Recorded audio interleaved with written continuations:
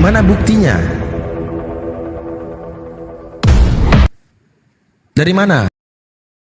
Dari mana Anda dapat bahwa Isa dan Yesus sama? Kan buktinya harus Anda yang bawa. Ada gereja Isa Al-Masih kan? Oke, berarti yang niru-niru Al-Quran, meniru Islam, Kristen apa siapa ini? Yang niru-niru ini? Enggak tahu lah saya itulah, saya enggak tahu. Nggak tahu lagi. Oke, gereja itu kan muncul belakang kan, setelah ada Islam. Iya toh? Oke, yang niru-niru siapa? Islam apa Kristen nih? Kalau dari sejarahnya sih Kristen.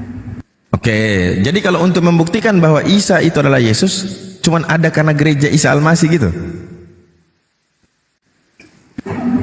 Di terjemahan lama bukannya Isa juga ya? Oke, terjemahan lama. Yang baru sekarang Yesus. Nah, sudah berarti untuk membuktikan bahwa Isa dan Yesus tidak cukup dengan hal itu karena sudah diubah. Bahkan Isa Al-Masih pun sudah diubah. Nah, apalagi yang lain yang bisa menunjukkan bahwa Isa itu adalah Yesus?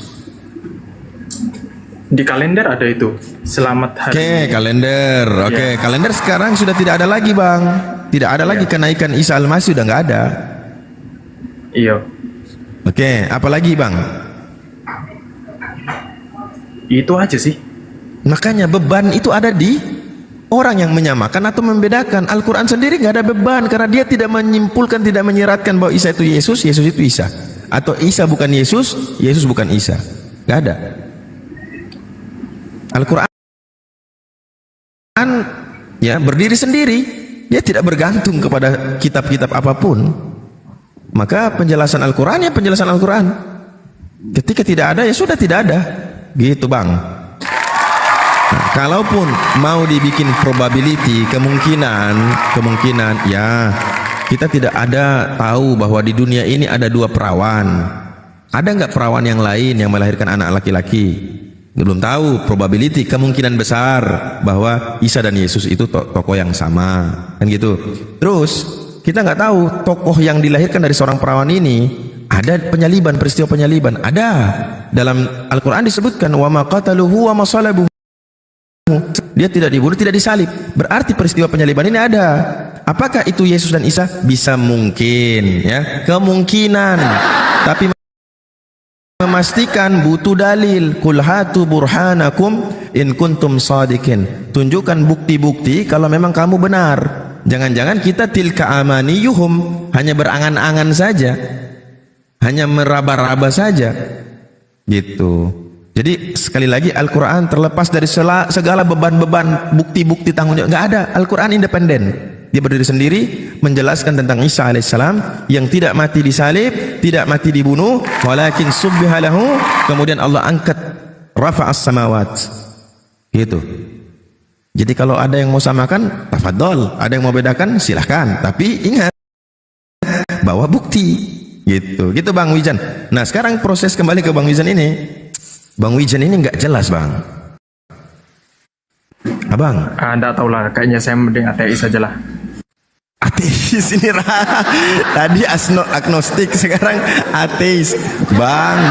Pikir bikin pusing soalnya. Sebenarnya Islam nggak membuat pusing, Bang. Islam nggak membuat pusing. Tuhan kita satu, Allah. Utusan terakhir adalah Rasul Sallallahu Alaihi Wasallam Muhammad. Adapun mengenai seluruh syariat yang ada,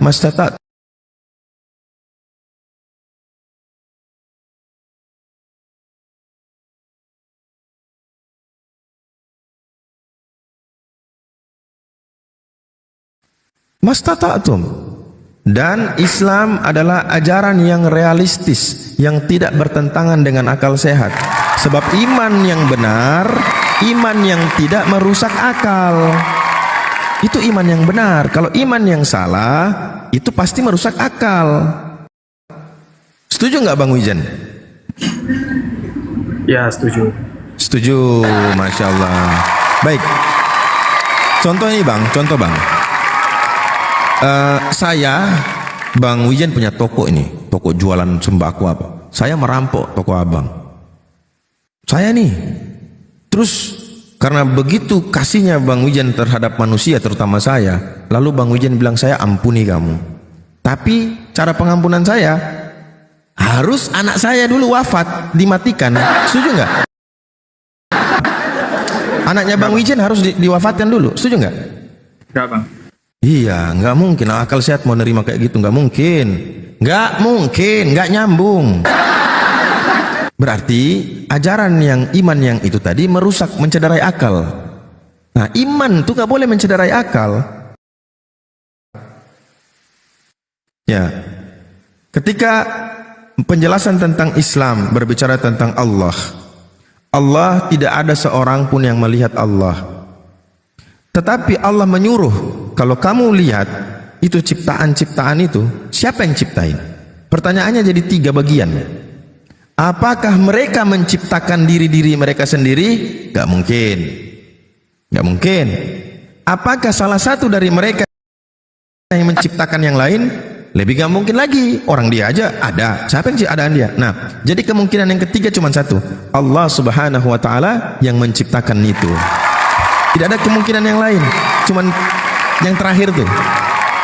Nah, abang setuju nggak bahwa segala sesuatu ini ada yang ciptakan, Bang? Setuju. Setuju. Nggak jadi ateis ini abang. Nah. Oke. Setuju. Tapi yang maksud saya menciptakan ini, saya sekarang kan gara-gara ini kan pusing kan. Saya mikirnya kayak teori Big Bang aja sih. Sabar. Oke. Semua ajaran atau keyakinan meyakini Tuhan mereka yang menciptakan. Kristen juga meyakini Tuhan mereka yang menciptakan. Oke. Yang lain pun mengklaim. Nah, pertanyaannya, Tuhan yang menciptakan ini ada berapa sih? 1, 2, 3, 4, 5. Ada berapa, Bang? Mereka kerjasama.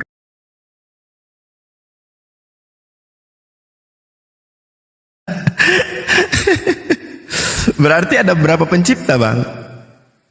Lebih dari 1? Banyak lah, Bang, enggak tahu lah. Banyak. Oke, saya tanya.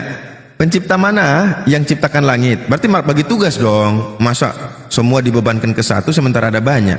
Berarti yang cipta langit harus yang ini, Tuhan yang satu ini. Yang ciptakan bumi, Tuhan yang 2 ini. Kerjasama kan gitu. Harus ya, ada yang lu bilang itu ada anaknya, ada bapaknya, ada mamanya. Jadi ini yang bikin saya bingung loh. Marilah kita menjadikan manusia serupa dan segambar. Kata orang Tritunggal ini menunjukkan bahwa sudah ada ketritunggalan itu sejak awal. Nah, kalau begitu, ketika mereka adalah setara atau mereka satu hakikat, tentu ada pembagian tugas yang adil kan gitu. Masa Tuhan gak maha adil? Oke, Tuhan yang A ciptakan tangan kanan, Tuhan yang B, atau ginilah bagi tiga ya, kepala, badan, kaki. Nah, pertanyaannya, siapa yang ciptain kepala? Tuhan yang mana? Tuhan yang mana? Yang Kristen. Tuhan yang mana?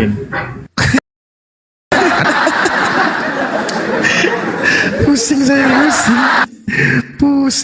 pusing. Aduh. Oke, Bapa ciptakan yang kepala, badan yang ciptakan Yesus. Mungkin. Terus bagian kaki Roh Kudus. Mungkin. Nah, berarti apa dialog terakhirnya, kita telah menyempurnakan penciptaan, kan gitu. berarti Tuhan yang cipta langit itu lebih hebat. Waktu dia ciptain langit, dia tidak butuh yang lain. Waktu dia ciptain bumi, dia gak butuh yang lain. Nanti pada saat penciptaan manusia, baru dia bilang, marilah kita. Kan gitu. Waktu dia ciptakan langit, langsung dia bilang, ciptakan langit, ya, maka langit jadi.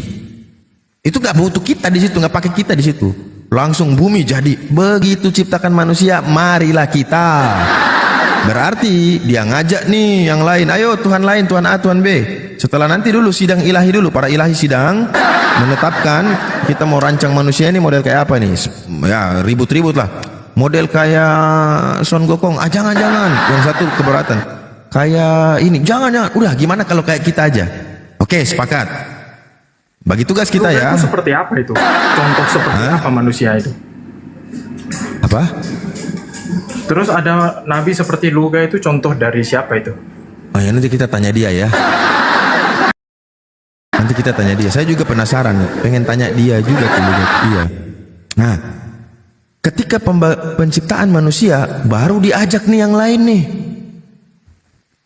Nah, lebih hebat tuh yang Tuhan yang pertama ciptain langit, ciptain segala sesuatu. Lebih hebat Tuhan yang itu, karena mau tidak mau dia juga turut andil serta dalam penciptaan manusia. Artinya secara kuantiti dia menciptakan lebih banyak, lebih sempurna, bukan sempurna ya, lebih banyak daripada Tuhan yang lain. Yang lain hanya manusia doang yang diciptain. Itu pun nggak jelas juga nih. Yang mana yang ciptain kepala, yang bikin badan, yang bikin kaki, nggak tahu lah. Nggak tahu sudah kita, berat kita ini. Nah, tapi sabar dulu Bang Wijen ya, nanti kita lanjutkan. Kita sapa dulu yang baru hadir, Esti, Mbak Esti. Iya, selamat siang. Selamat siang Mbak Esti. Yang Riko selamat sore.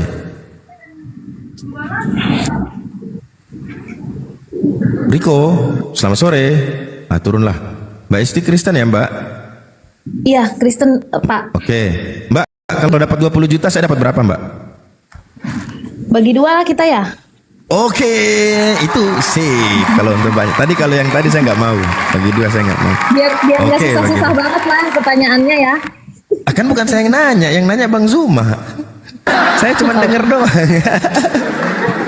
Iya, Bang Zuma belum monitor kah Bang Zuma? Akulah Yesus.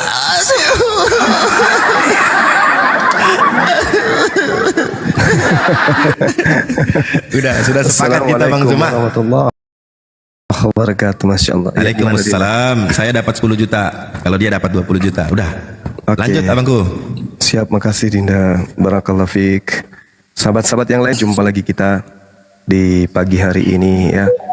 Mudah-mudahan tema kita ini bisa terjawab oleh saudara-saudara kita dari Kristen, agar supaya lebih mudah penginjilan kalau sudah terbukti bahwa ternyata yang mereka sembah ini adalah anak Maria, atau jangan-jangan dia adalah Kristus palsu.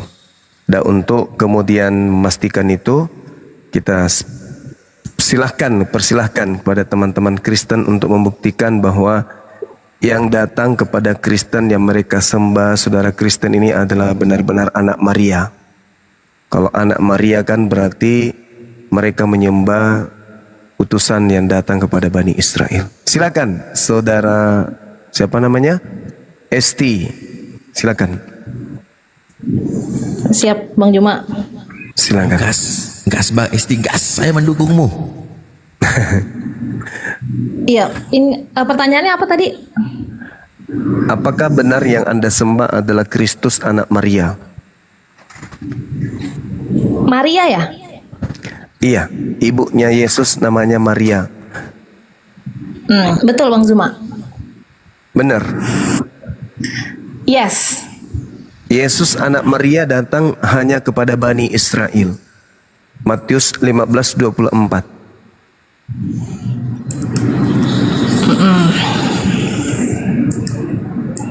Aku diutus Oke. hanya kepada domba yang hilang dari umat Israel saja. Matius 10:5-6. Aku berpesan kepada ke-12 muridku agar jangan ke bangsa lain, melainkan kepada domba yang hilang dari umat Israel saja. Lalu Yesus yang datang kepada Kristen ini Yesus yang mana? Yesus Kristus, Bang Zuma. Iya tahu, Yesus yang mana? Kan Yesus yang anak Maria mengatakan kepada Bani Israel, waspadalah kepada penyesat yang datang kepadamu dengan memakai namaku Yesus dan berkata akulah Kristus, mereka akan menyesatkan banyak orang. Matius 24 nomor 4 nomor 5. Ya, baik. Jadi kalau kenapa kami bisa yakin Yesus itu Tuhan, ya kan? Jadi di dalam Yesus membaca kitab Nabi Yesaya di Lukas 4:16 sampai 21 Bang Zuma. Di mana? Di Lukas 4 ayat 16 sampai 21. Mundur dulu ke data nomor 6-nya. Ketika Yesus dicobai oleh iblis, iblis berkata apa? Aku akan memberikan segala kemegahan dunia dan seluruh kemuliaannya bila mana engkau menyembah aku. dan aku berhak memberikan kuasa itu kepada siapapun yang aku kehendaki. Berarti iblis menjanjikan kemudian kekuasaan dan kemegahan dunia apabila ada orang yang menyembah dirinya. Maka segala kuasa dunia akan diberikan. Berarti iblis ini adalah pemegang kunci kuasa dunia. Dan Yesus pun sudah menerangkan itu di dalam Yohanes 12:31, sekarang berlangsung penghakiman atas dunia ini, sekarang juga penguasa dunia ini yaitu iblis akan dilemparkan keluar. Jadi kata Yesus, penguasa dunia dilemparkan keluar. Keluar dari mana?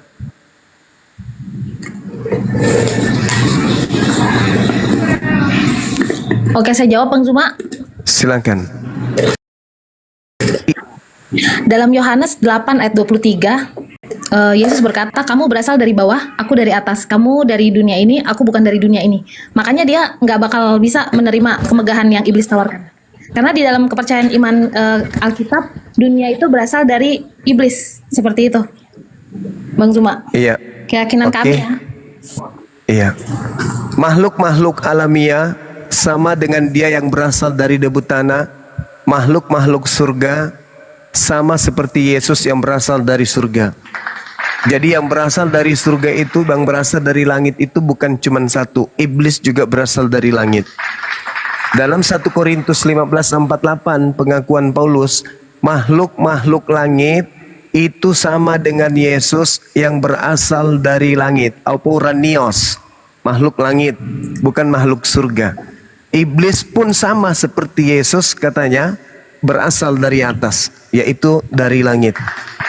Jadi kalau ada dasar pijakan menuhankan Yesus karena dia berasal dari langit, sekali lagi berasal dari atas, iblis pun berasal dari atas. Bisa aja Bang Zuma ya. Iya, itu dalil, Mbak.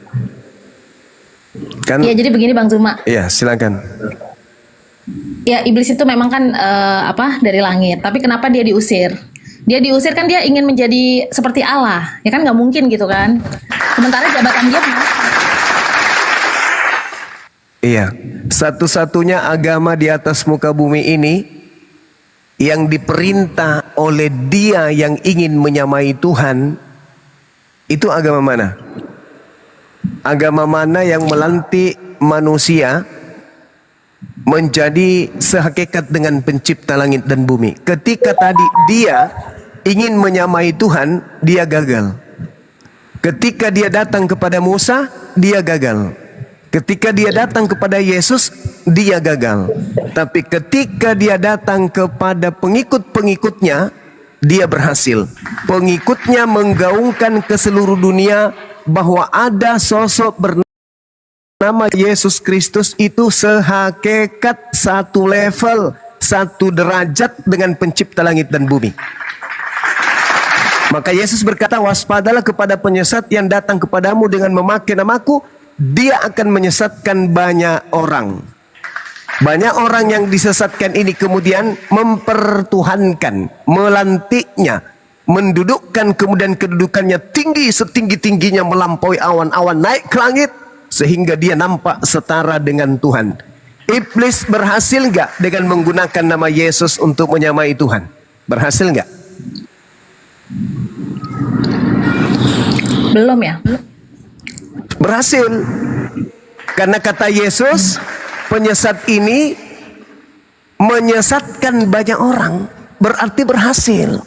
Nah sekarang mari kita lihat, agama mana yang mendudukkan Tuhan itu punya saingan? Tuhan itu dikatakan 3 pribadi, padahal Tuhan itu cuma satu hakikat, tapi ada pribadi-pribadi lain. Nah itu siapa tuh? Saya setuju Pak Bang Zuma. Saya setuju Pak Bang Zuma kalau satu pribadi, nggak ada 3. Yang ngomong 3 itu kurang kuat imannya Bang Zuma. Mohon maaf. Nah, oke. Kalau begitu, Yesus Kristus ini masuk nggak di dalam pribadi satu ini? Jadi begini Bang Zuma. Silakan. Kalau Bapa, Putra dan Roh Kudus kan. Kalau 3 Bapa pribadi. berbeda sama Yesus. 3 Oke. pribadi kan. Kalau Bapa berbeda sama Yesus, berarti dia bukan Tuhan dong. Nah, jelas itu. Sedangkan faktanya Yesus bukan Bapa. Faktanya dia sebagai Allah, dia menyamar Bang Zuma.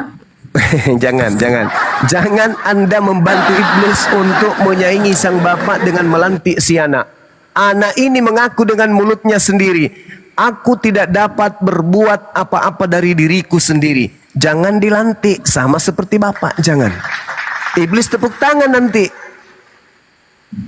Yesusnya nih, ketika diceritakan dalam Lukas 4, iblis datang mencobai Yesus. Yesus, jika engkau menuhankan aku, sujud menyembah kepadaku, maka segala kemegahan dan kemuliaan bumi ini akan aku berikan. Sebab aku berkuasa atas bumi dan aku berhak memberikan kepada siapapun kuasa itu yang aku kehendaki. Ketika kemudian iblis mencoba Yesus dengan iming-iming kuasa dunia, Yesus menolak. Berarti Yesus tidak berkuasa atas dunia. Yesus masih tetap saja, aku tidak dapat berbuat apa-apa dari diriku sendiri. Kenapa? Karena Yesus menolak kuasa dunia yang diberikan oleh iblis. Maka iblis mundur. Lukas 4 nomor 13, iblisnya mundur. Iblis mundur dari mencobai Yesus dan iblis menunggu waktu yang tepat. Jadi ketika kemudian Yesusnya gagal, iblisnya gagal memberikan kuasa kepada Yesus, selanjutnya iblisnya mencari korban baru. Dia dikatakan dalam Lukas 4 tadi, di data 13, iblis mundur dari Yesus dan menunggu waktu yang tepat. Pada saat mana kemudian waktu tepat itu? Pada saat Yesus terangkat ke langit, dia leluasa kemudian mengaku Yesus. Merandakan ajaran Yesus. Nabi Abraham sudah ada di bumi. Nabi Musa sudah ada. Nabi Daud, Salomo, Yesus sudah ada di bumi. Iblis kemudian berkuasa. Maka ketika ada pengganti Yesus yang kemudian disalibkan, maka iblisnya datang kepadanya. Ingat kata Yesus di dalam Yohanes 6 nomor 70, bukankah aku yang memilih engkau yang 12 dan satu di antaramu adalah iblis. Satu di antaramu adalah iblis. Catat itu. Yang iblis inilah yang kemudian menggantikan Yesus. Yang keluar dari kubur itu bukan Yesus. Kenapa saya katakan bukan Yesus? Baca Matius 12.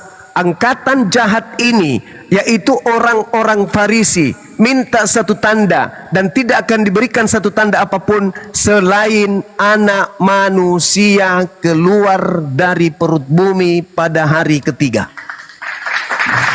Jadi kebangkitan pada hari ketiga itu adalah simbol tanda angkatan jahat. Yang berapa Mas? Matius 12 nomor 38 sampai nomor 40. Oh, ini tanda Yunus ya? Yes.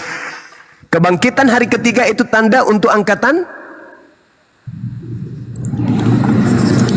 Iya, karena Yesus lagi berbicara kepada orang Farisi waktu itu, Bang Zuma, dan ahli Taurat. Iya. Iya, karena jadi kan di sini tetapi jawabnya kepadanya, angkatan yang jahat tidak setia ini menuntut suatu tanda.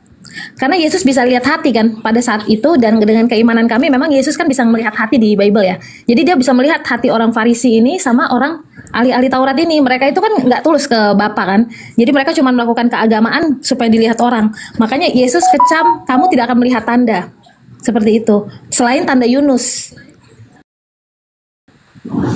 Maksudnya Yesus arahnya tanda itu kepada Yunusnya, orang Farisi. Ya betul. Orang Farisi menerima tanda bangkit pada hari ketiga, betul?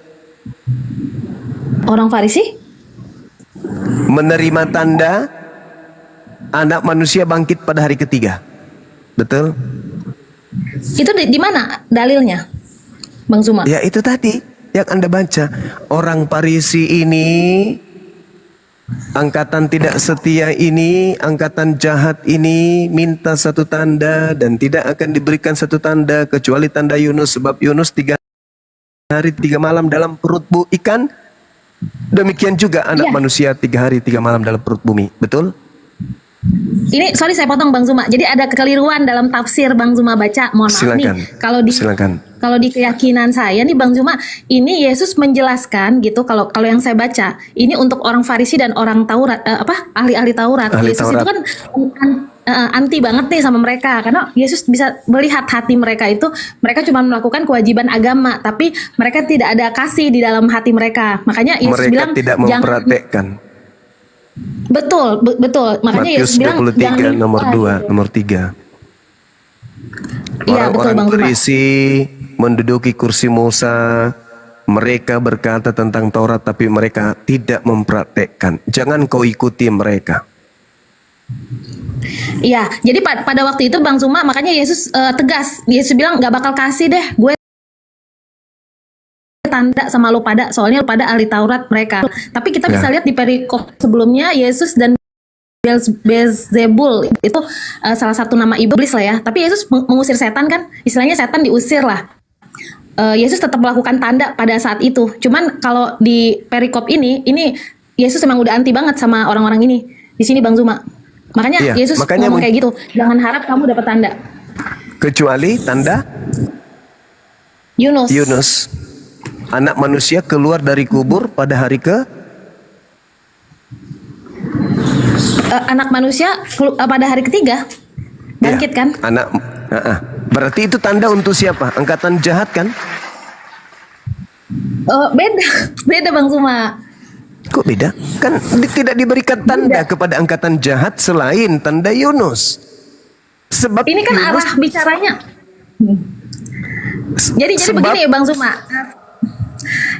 Ini Silakan. arah bicaranya si Yesus itu kan untuk ahli Taurat dan orang Farisi seperti itu. Jadi kayak seperti saya nih ngomong sama Bang Zuma seperti ini, tapi saya mungkin ngomong sama orang Kristen seperti itu. Jadi beda beda. Begitupun Yesus. Coba dibaca Dalam satu perikop perikop sebelumnya. deh. Matius 12-nya coba dibaca deh. Karena dia mengatakan angkatan jahat dan angkatan tidak setia ini minta suatu tanda. Pada waktu itu berkatalah beberapa ahli Taurat dan orang Farisi kepada Yesus, "Guru, kami ingin melihat satu tanda daripadamu." Tetapi jawab Yesus kepada mereka, angkatan yang jahat. Angkatan jahat ini orang Farisi, ahli Taurat. Dan yang tidak setia ini menuntut satu tanda. Tetapi kepada mereka tidak akan diberikan satu tanda apapun selain tanda Yunus. Sebab seperti Yunus tinggal dalam perut ikan 3 hari 3 malam, demikian juga anak manusia akan tinggal dalam rahim bumi 3 hari 3 malam. Ini tanda untuk siapa? Tanda untuk angkatan jahat kan? Tidak akan diberikan satu tanda selain tanda Yunus. Iya, tapi ini tidak berbicara secara seluruh orang, hanya untuk golongan Angkatan tertentu, jahat. golongan Angkatan ahli jahat Taurat saja. dan tapi di Angkatan perikop ini jahat di dan 38 angkatan tidak setia ini minta satu tanda, tetapi tidak akan diberikan kepada mereka selain dari tanda Yunus. Apa Betul. tanda Yunus itu? 3 hari 3 malam. Anak manusia 3 hari 3 malam dalam perut bumi. Berarti hari ketiganya bangkit, dan itu tanda untuk angkatan jahat. Makanya di dalam Yohanes 12 nomor 31, Yesusnya mengatakan bahwasanya Yesus berkata bahwasanya Yesus ini menceritakan kepada Bani Israel muridnya, sekarang berlangsung penghakiman atas dunia ini. Sekarang juga penguasa dunia ini akan dilemparkan keluar. Keluar dari mana? Keluar dari perut bumi. Coba Yesaya 14, nomor 12, nomor 13, nomor 14, nomor 15, nomor 16. Ketika kemudian iblis ingin naik ke awan-awan menyamai pencipta langit dan bumi, aku hendak naik ke awan-awan untuk menyaingi pencipta yang maha tinggi. Tetapi nomor 15-nya, tetapi sebaliknya ke dalam alam orang mati, ke alam kuburlah engkau akan dilemparkan masuk ke dalam kubur. Jadi iblis dilemparkan masuk ke dalam kubur. Nah, Yesus mengatakan iblisnya ada di dalam kubur. Angkatan jahat minta satu tanda, tidak akan diberikan satu tanda kecuali anak manusia. Yudas juga anak manusia. Jadi yang keluar dari kubur adalah Yudas, yang di dalamnya ada iblis. Makanya di dalam Yohanes 6 nomor 70, bukankah aku yang memilih engkau yang 12 ini, dan satu di antaramu adalah iblis, yaitu Yudas. Anak manusia keluar dari kubur dan mengaku sebagai Yesus Kristus. Waspadalah kepada penyesat yang datang kepadamu dengan memakai namaku Yesus dan berkata akulah Kristus. Dia akan menyesatkan banyak orang. Itulah dia. Pergilah kepada seluruh bangsa, jadikanlah seluruh bangsa menjadi pengikutku. Itu siapa? Siapa yang ingin kemudian seluruh bumi menyembahnya? Kepadanya diberi kuasa. Kan di dalam Yohanes Matius 28 nomor 18, kepadaku telah diberi kuasa. Nah, siapa itu yang diberi kuasa tadi? Yesus kan menolak. Tapi yang masuk di kubur ini menerima. Kepadaku telah diberi kuasa di bumi, pergilah ke seluruh bangsa, jadikanlah seluruh bangsa menjadi muridku. Itu siapa? Yesus tadi diberi kuasa di bumi dan segala kemegahan dan kemuliaan. Yesus menolaknya. Berarti bukan Yesus. Makanya dikatakan di data 13-nya, setelah iblis mundur mencoba Yesus, tidak berhasil, dia mundur dan menunggu waktu yang tepat. Pada saat mana kemudian waktu tepat itu? Pada saat ada yang mengkhianati Yesus berkaitan dengan nubuat kebangkitan hari ketiga untuk angkatan jahat. Anak manusia akan berada dalam perut bumi 3 hari 3 malam. Artinya hari ketiga keluar, bangkit dia anak manusia. Dan itu tanda angkatan jahat. Mari kita buktikan bahwa ternyata murid-murid Yesus yang bukan angkatan jahat tidak percaya kepada kebangkitan hari ketiga. Di mana tertulis? Lukas 24 nomor 9 sampai nomor 12. Ketika kemudian Maria dan Maria lain datang kemudian menjenguk kuburan tempat orang itu dikuburkan, mereka tidak menemukan jasad melainkan hanya kain kafan saja. Lalu mereka pergi ke murid-murid, ke rasul-rasul, ke 11 murid Yesus dan berkata apa yang mereka lihat. Tapi murid-murid mengatakan itu omong kosong. Mereka sama sekali tidak percaya. Namun meskipun demikian, nomor 2. Bang Zuma, sorry saya potong dulu karena mereka belum lihat belum datang ke kuburan, Bang Zuma. Makanya mereka bilang omong kosong. Mereka belum cek ke kuburan. Akhirnya mereka cek ke kuburan. Sekarang begini, kalau mereka itu diberi tanda kebangkitan hari ketiga, sebagai murid harus percaya dong. Harusnya mereka mengatakan, oh iya memang kami dipesan guru kami pada hari ketiga dia bangkit. Faktanya jadi enggak. Begini Bang Zuma. Mereka nggak percaya. Jadi begini. Yesus naik ke surga. Karena mereka dibekali Roh Kudus, makanya mereka bisa memberitakan Injil, bisa gacor, bisa keren lah gitu. Maksudnya bisa viral kayak Bang Zuma nih viral kan. Mereka bisa viral juga. Nah, sebelum Yesus naik ke surga, mereka belum dibekali Roh Kudus. Roh kebenaran itu belum sempurna gitu. Makanya mereka makanya Petrus masih ini kan, saya bukan murid Yesus, dia masih mengkhianati lah ya, masih takut mati lah pada saat itu. Dia juga takut mati, namanya manusia kan, sifat manusia secara berpikir secara akal pasti takut mati, ya kan? Seperti itu Bang Zuma. Jadi mereka belum dibekali, tapi setelah Yesus naik ke surga, mereka udah siap mati semua kan untuk Injil.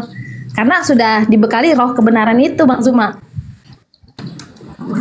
Ya, boleh saja Anda berbicara seperti itu, boleh. Tapi tidak sesuai dengan fakta. Kenapa tidak sesuai dengan fakta?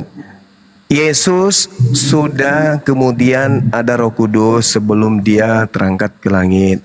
Bahkan Elizabeth, kemudian Zakaria, bahkan Yohanes Pembaptis di dalam kehamilan dia itu sudah ada Roh Kudus. Lalu kemudian Yesus juga pernah menghembusi mereka dengan Roh Kudus. Jadi kalau dikatakan karena mereka tidak mengerti faktanya, pada saat di nomor 12-nya Petrus bertanya dalam hatinya setelah datang ke kuburan, melihat betul-betul tidak ada kemudian jasad di situ. Petrus berkata dalam hatinya, apa yang sedang terjadi? Nah, seperti itu adanya. Jadi saya kira ketika Yesus berkata, waspadalah kepada penyesat yang datang kepadamu, di mana Kristus palsu ini juga menyesatkan orang-orang pilihan, itu harus tergenap itu. Matius 24 nomor 24. Sebab Kristus palsu dan nabi-nabi palsu akan datang, akan muncul dan akan melakukan banyak mukjizat dan tanda-tanda yang dahsyat. Sekiranya mungkin dia akan menyesatkan orang-orang pilihan juga. Jadi kalau saudari mengatakan belum dihembusi Roh Kudus, maksudnya Murid-murid pilihan pun jadi korban penyesatan. Kata siapa? Kata Yesus. Tertulis di mana? Matius 24 nomor 24. Padahal tadinya mereka dikatakan jangan ke bangsa lain, tetapi pergilah kepada domba yang hilang dari umat Israel.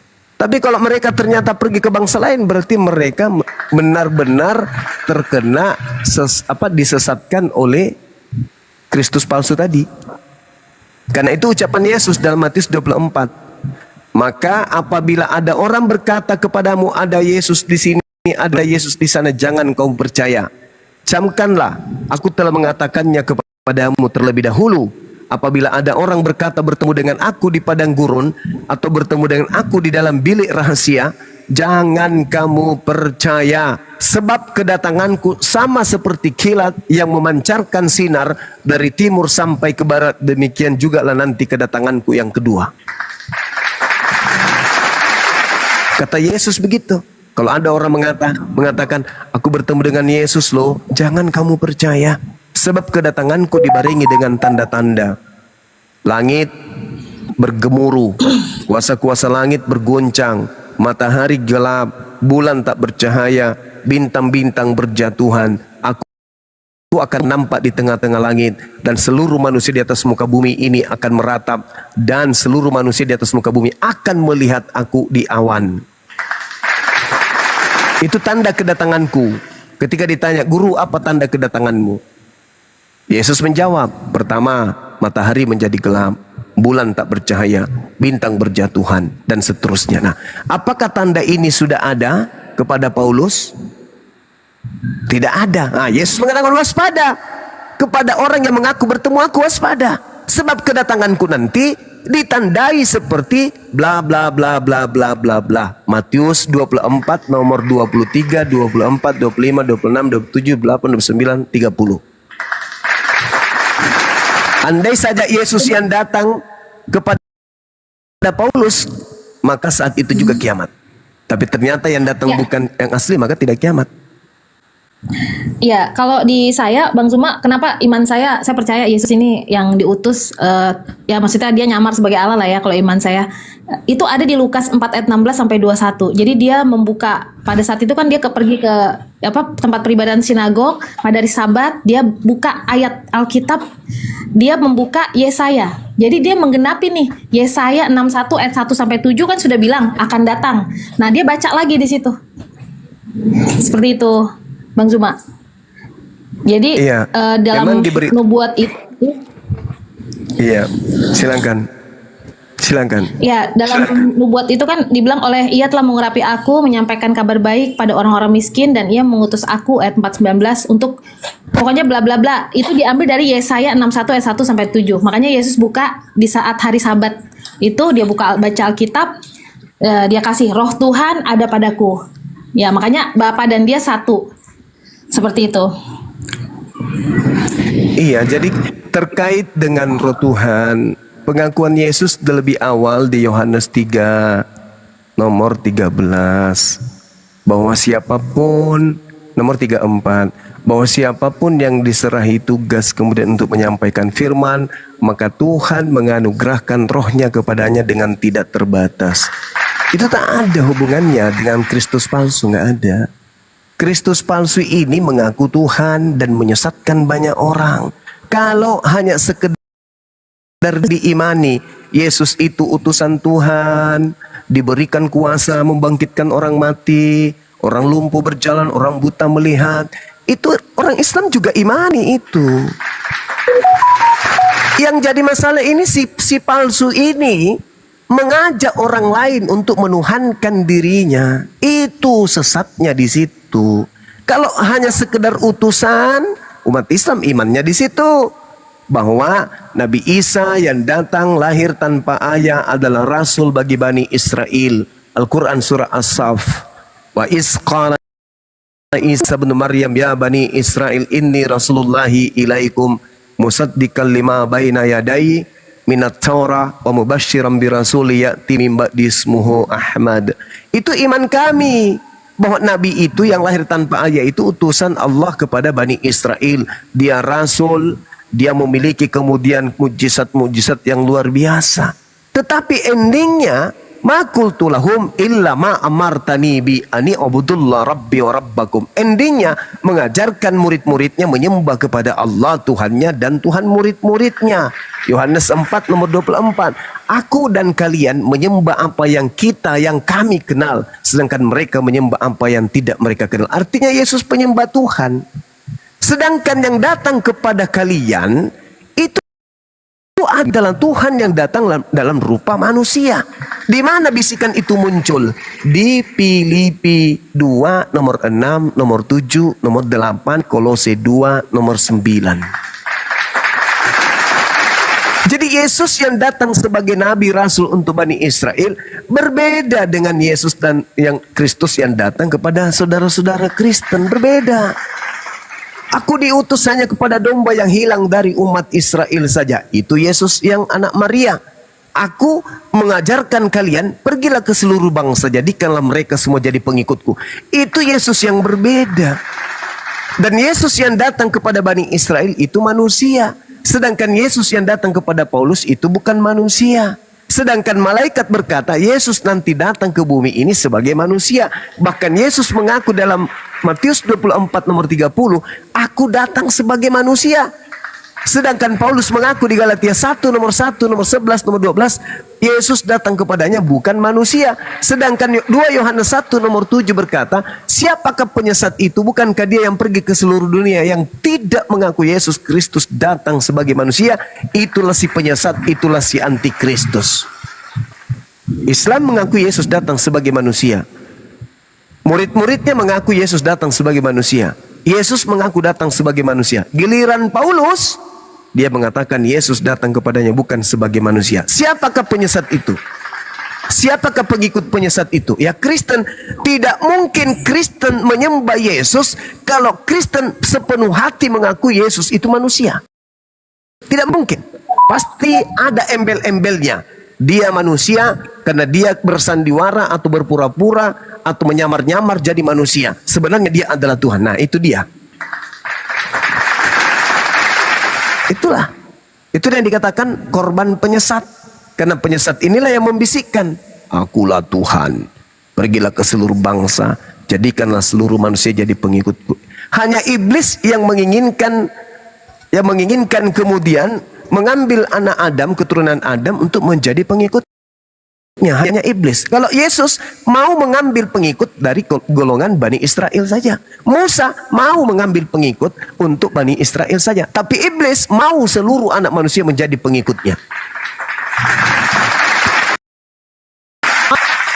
Karena dia sudah bersumpah di hadapan Tuhan, aku akan menyesatkan mereka semua. Seperti itu, saudara. Ya, jadi begini, Bang Zuma, kenapa saya bisa mengimani Yesus ini adalah yang dari Allah? Karena jadi dari perjanjian lama, mungkin Bang Zuma lebih pintar dari saya ya. Bang Zuma mungkin tahulah kitab kitab suci agama Yahudi, kitab suci Islam, bahkan Bible juga Bang Zuma juga sempat baca. Nah, kalau Bang Zuma cek, itu Yesus itu sangat nyambung ke perjanjian lama atau kitab Tanakh. Jadi di Matius 1 itu silsilah Yesus itu anak Daud itu nyambung. Itulah yang membuat keimanan saya percaya bahwa Yesus itu adalah Yesus yang benar. Itu keimanan saya ya Bang Zuma. Seperti itu.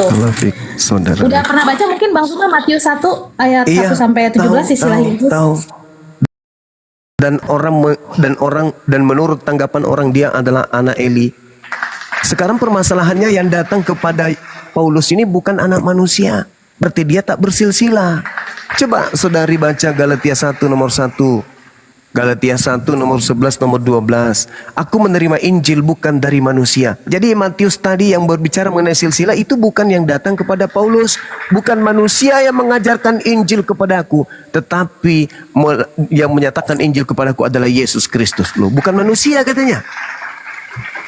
Berarti jadi tidak bersilsilah. Itu yang Iya, silakan. Yang datang sama Paulus itu Yesus sebenarnya nggak datang, cuman itu doang, penampakan aja. Jadi kayak seperti perjanjian lama aja. Justru karena itu Yesus ketika yang datang cuman suaranya, tetap enggak dia manusia. Dia udah bukan jadi manusia lagi, kan udah bangkit lah, Bang Zuma. Berarti bukan Yesus, berarti Anda pengikutnya. Kan sudah dikatakan siapakah penyesat itu? Bukankah dia yang pergi ke seluruh dunia yang tidak mengaku Yesus sebagai manusia? Anda mengatakan dia bukan manusia lagi, berarti Anda ikut di situ. Baik, Bang Zuma. Kalau menurut Iya, keyakinan silakan. saya, kenapa saya percaya Paulus itu bukan penyesat? Karena ajaran Paulus sama Yesus itu nyambung. Jadi kalau bagi Nyambungnya di keimanan mana? saya, Coba. Silakan Anda jelaskan. nyambung. Silakan. Dia ada, kan Yesus pernah bilang tuh dalam dalilnya, kalau murid-muridnya kan pernah ngadu tuh sama Yesus, dia kok menyembuhkan pakai nama engkau, tapi kata Yesus, siapa yang ada di pihak kita, dia tidak melawan kita. Nah, di Paulus ini tidak melawan Yesus. Dalam saya baca surat-suratnya itu tidak ada bertentangan sih, seperti itu. Belum ada mungkin memang ada kata-kata dia yang sukar difahami, tapi selebihnya dia bekerja banget buat Yesus sampai mati, sampai ya maksudnya kalau emang dia palsu ya buat apa dia mati buat Yesus, sampai dia keluar dari orang Farisi, dia itu orang terhormat di Yahudi pada saat itu. Ngapain dia mau ke Yesus gitu? Orang Yahudi kan paling anti banget sama Yesus sampai saat ini ya. Karena cuman sedikit doang yang baru percaya Yesus. Buat apa gitu? Sementara dia asli Yahudi asli gitu. Dia paling benci sama Yesus. Karena asal usulnya si Paulus ini dulu penganiaya jemaat Yesus. Dia paling anti sama Yesus. Dia termasuk antikris pada saat itu. Makanya dia didatengin Yesus, dia sampai berubah. Maksudnya apa keuntungan dia seperti itu? Oke, Gitu baik. Bang Zuma. Harusnya Baik, dia tetap di Yahudi. Baik, Galatia 5 nomor 2. Barang siapa yang menyunatkan dirinya, Yesus Kristus tidak berguna baginya. Kejadian 17 nomor 14, barang siapa yang tidak bersunat, Ayat maka berapa ini dia Bang? Maaf, Bang Zuma. Galatia 5 nomor 2. Maka dia harus dihilangkan dari sebangsanya karena dia telah membatalkan perjanjian kekalku. Itu digenapi. Ulangan 18 nomor 19 nomor 20. Barang siapa yang berkata barang siapa yang berkata tidak dengan firmanku dan mengaku itu dari firmanku, maka dia harus dilenyapkan dari sebangsanya. Itu menggenapi nubuat. Nah, sedangkan Yesus berkata, barang siapa yang meniadakan setitik pun dari hukum Taurat, Matius 5 nomor 19, maka dia dan mengajarkan kepada orang lain, maka dia akan menempati tempat terhina dari kerajaan Tuhan. Iya, betul. Kemudian, Itu ya. kata-katanya kan tempat yang paling bawah di kerajaan surga ya. Berarti Iya, berarti belum neraka dong, masih di dalam kerajaan Neraka surga itu, kan? tempat terhina itu di mana? Tempat terhina di mana itu? Tempat terhina. Tapi bahasanya kalau di Alkitab bahasanya ya Bang Zuma ini tempat terendah dalam kerajaan Allah. Kalau neraka kan Yesus bilang siksaan kekal masuk neraka kayak di Matius Oke, 25 mari kita lihat bahasa aslinya di dalam bahasa Yunani. Apakah yang dimaksud kemudian di dalam Matius 5 nomor 19 ini, supaya kita tahu apakah benar Yesus menubuatkan tempat terhina kepada yang menghilangkan hukum Taurat. Barang siapa, maka dia akan menduduki tempat rendah. Rendah dalam bahasa Yunaninya adalah elakistos. Elakistos itu artinya paling hina. Apakah masih ada yang hina dibandingkan neraka? Tak ada. Berarti tempat yang paling hina itu neraka. Kerajaan Allah itu kan surga dan neraka. Itu kerajaan Allah, itu kerajaan langit. Kerajaan Allah itu bukan cuma surga. Kerajaan Allah itu surga dan neraka. Makanya dikatakan Malik Yaumiddin, dia adalah raja di hari pembalasan, hari kemudian. Hari kemudian itu surga neraka. Sedangkan di dalam kitab Matius 5:19, dia akan menempati tempat terhina kalau menghilangkan sunat. Itu dalil.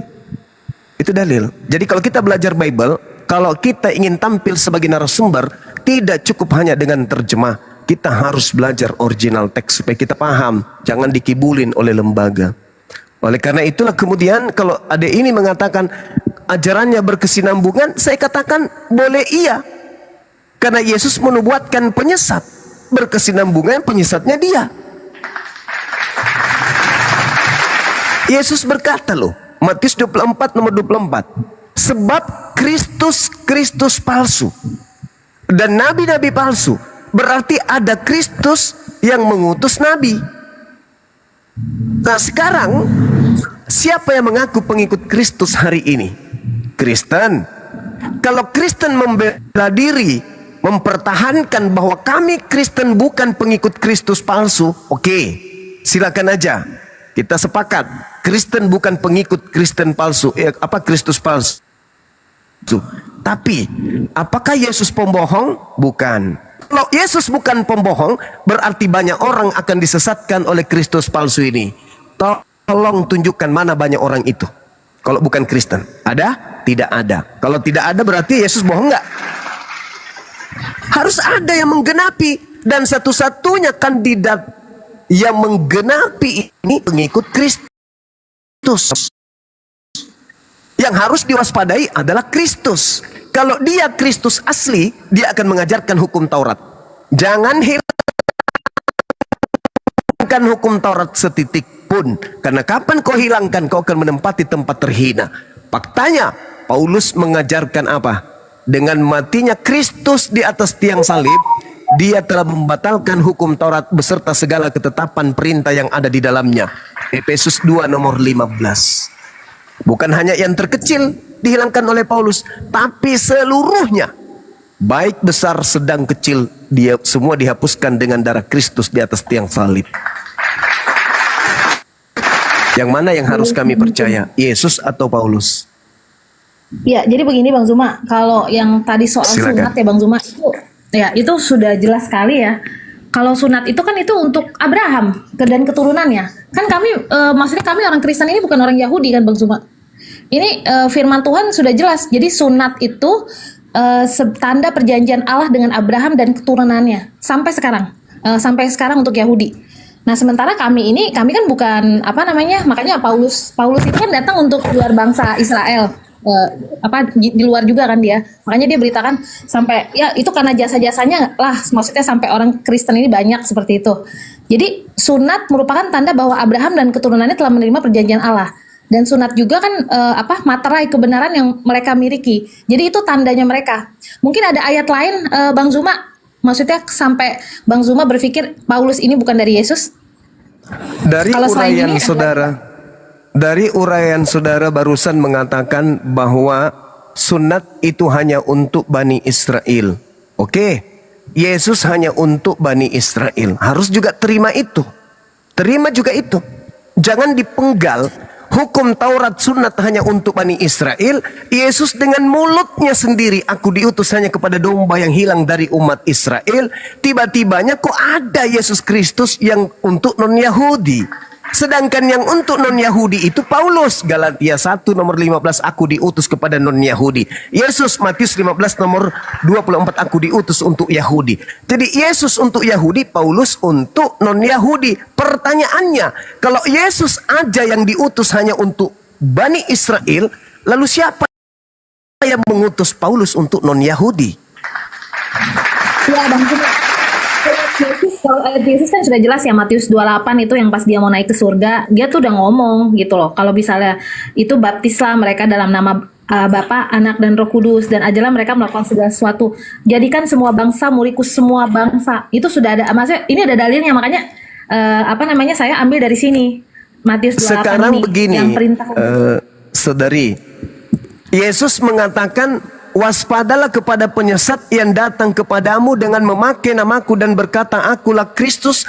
Dia akan menyesatkan banyak orang. Pertanyaan saya, dengan cara apa oknum Kristus ini menyesatkan banyak orang? Dengan mengaku sebagai Yesus. Sekarang oknum yang mengaku sebagai Yesus ini membisikkan 13 buku kepada Paulus sehingga melahirkan Kristen. Yesusnya datang di dalam Yohanes 49, Yohanes 12 nomor 49 nomor 50. Aku tidak berkata-kata dari diriku sendiri. Apa yang aku katakan adalah apa yang diperintahkan untuk aku katakan dan aku sampaikan. Dan firman yang aku terima itu adalah kekal, tidak bisa berubah. Kekal, tidak bisa berubah. Itu satu. Yang kedua, Yohanes 17 nomor 8. Segala firman yang engkau berikan kepadaku telah aku sampaikan kepada mereka. Telah aku sampaikan semuanya. Berarti tak ada lagi Roma, Galatia, Filipi dan seterusnya dong. Karena semuanya telah disampaikan. Tetapi kok tiba-tiba ada yang mengaku menerima firman dari sosok yang mengaku Yesus Kristus. Berarti Yesus Kristus yang datang kepada Paulus memberitakan 13 kitab bukan Yesus sang pembawa firman kepada Bani Israel. Karena Yesus sang pembawa Injil kepada Bani Israel telah Yesus sampaikan seluruhnya sebelum terjadi tragedi penyaliban. Sedangkan buku 13 buku milik Paulus itu terjadi tahun 52 mulai Paulus mengaku menerima Injil. Jauh setelah Yesus itu terangkat ke langit. Pertanyaannya, kalau saudari saya sudah mengatakan bahwa dengan cara apa penyesat itu menyesatkan banyak orang dengan cara mengaku Yesus, lalu apa bedanya dengan yang dialami oleh Paulus? Selain ayat itu ada lagi nggak? Maksudnya sampai Bang Zuma kan kayaknya alergi banget ya Paulus nih. Ada lagi bukan. ayatnya? Bukan saudari, bukan. Ketika murid Yesus ditanya oleh muridnya di Bukit Zaitun, Matius 24 nomor 3, Guru, apa tanda kedatanganmu? Oke. Itu yang pertama. Yang kedua, Yohanes 16. Ayat Paulus. Yohanes 16 nomor 7. Adalah benar jikalau aku pergi. Sebab jikalau aku tidak pergi, roh kebenaran itu tidak akan datang. Tetapi kalau aku pergi, maka roh kebenaran itu akan datang. Pertanyaan saya, menurut Yesus setelah Yesus pergi, siapa yang datang? Itu Roh Kudus yang tadi saya bilang awal itu, makanya mau Roh Kudus. Roh Kudus. Ya. Yang datang kepada Paulus di padang gurun siapa? Di padang gurun. Oh, maksudnya Paulus. Itu Yesus suaranya. Nah, yang datang setelah Yesus terangkat ke langit menurut Yesus siapa? Roh Kudus. Yang datang setelah Yesus, ya Roh Kudus, betul, Roh Kudus. Roh Kudus. Faktanya yang datang kepada Paulus siapa? Yesus. Apa nggak paham di situ? Yesus sudah mengatakan adalah lebih baik jikalau aku pergi, sebab kalau aku tidak pergi, Roh Kudus itu tidak datang. Berarti yang datang setelah aku pergi adalah Roh Kudus. Aku datang nanti setelah diikuti oleh tanda-tanda kiamat. Baik. Jadi kalau ada yang mengatakan aku, itu bukan aku, sebab aku istirahat di langit. Yang datang setelahku adalah Roh Kudus yang akan membimbing kalian kepada seluruh kebenaran, keadilan dan pengisapan dunia akan dosa. Tiba-tibanya muncul kelompok di luar murid-muridnya mengaku, aku bertemu dengan Yesus loh. Artinya itu bukan Yesus, karena yang datang setelah Yesus adalah Roh kebenaran, bukan Yesus. Cak Ayu. Iya, dan ya betul, memang Yesus ngomong seperti itu. Tapi kan Allah jadi gini loh, Yesus kalau dalam keimanan saya, Bang Zuma, setelah Yesus naik ke sorga, dialah Allah sebenarnya. Dia udah jadi Allah lah. Waktu di dunia kan dia nyamar nih, Bapa, Putra, Roh Kudus, Roh Tunggal. Itu semua dia nyamar. Dan kalau menurut saya yang datang itu adalah mungkin bisa berupa suara malaikat. Jadi bukan berarti Yesus datang. Kalau Yesus datang itu nanti kedua kali dia benar-benar datang gitu, sangkakala berbunyi gitu. Tapi kalau kayak itu dia cuman kayak itu aja di perjanjian lama, ya kan, dia muncul di Abraham, dia muncul di mana? Nabi Nuh, dia muncul di mana ya, di Salomo atau siapa, itu kan pakai malaikat ya, ada malaikat berupa malaikat. Jadi kemarin pun muncul dalam Paulus itu berupa malaikat karena dia Allah, seperti itu Bang Zuma. Oke, baik saudara. Oke, sekarang saya ingin mengorek dari saudara nih. Taruhlah Anda bukan korban si penyesat. Kira-kira orang-orang yang terjerat, yang disesatkan oleh Kristus palsu, ketika saya bertemu sama mereka, Anda pengikut Kristus? Iya Bang Suma. Anda yakin Kristus yang Anda temui itu bukan iblis? Iya Bang Suma. Coba Anda terangkan kepada saya bahwa Anda yang adalah nyata-nyata korban daripada Kristus palsu, buktikan kepada saya apa buktinya bahwa Anda sedang bertemu dengan Yesus yang asli. Kira-kira jawaban mereka apa, saudari? Ya, yang kembali lagi yang tadi saya bilang karena ada sisilah Yesus di perjanjian lama itu nyambung, dia sudah dinubuatkan oleh Jawabannya nabi-nabi. pasti akan melakukan jawaban narasi-narasi yang persis seperti dengan Anda. Betul? Oke. Tidak mungkin dia berkata, oh sebab saya bertemu pada saat saya pergi ke pasar naik mobil, naik motor, tiba-tiba motor saya mogok dan di situ ada orang yang gondrong menyediakan jasa untuk antar jemput dan saya naik. Ketika naik di motornya dia mengaku Yesus loh bang. Itulah kenapa saya ikut ke dia. Nggak mungkin. Pasti alasannya ngais-ngais perjanjian lama. Pasti alasannya kemudian ngais-ngais hasil jeripaya dari wartawan yang menceritakan tentang kisah-kisah yang terjadi tentang Yesus. Sama seperti Anda. Itulah yang terjadi. Makanya kita harus memisahkan antara Yesus dengan muridnya Bani Israel yang adalah pihak kedua. Yesus pihak pertama, muridnya pihak kedua. Kristen adalah pihak ketiga. Karena pada saat Yesus memberikan ajaran, proses belajar yang terjadi, Yesus hanya berhadapan dengan muridnya pemegang Taurat, Bani Israel. Dia tidak mengajarkan orang Kristen. Kristen muncul nanti ketika kemudian Kekaisaran Romawi meninggalkan ajaran penyembahan berhala mereka, mengganti pakaian mereka dengan mengajarkan agama Katolik kepada negara-negara atau daerah-daerah jajahannya, sampai kepada kerajaan Belanda, Portugis langsung masuk ke Indonesia. Lahirlah kemudian saudara-saudara sebagai pengikutnya. Sekarang permasalahannya adalah kepada siapa Bang Suma harus bertanya, mana pengikut Yesus palsu ini? Karena hanya ada satu kelompok di atas muka bumi ini yang mengaku pengikut Yesus, yaitu Kristen. Kalau Kristen ternyata bukan pengikut dari Kristus palsu, lalu kemana hendak mata saya memandang? Islam tak mungkin, Buddha nggak mungkin, Hindu nggak mungkin, ateis nggak mungkin, Islam apalagi. Lalu satu-satunya kandidat adalah Kristen. Apa hasil daripada penelitian saya ini? Matius 7 nomor 22 nomor 23.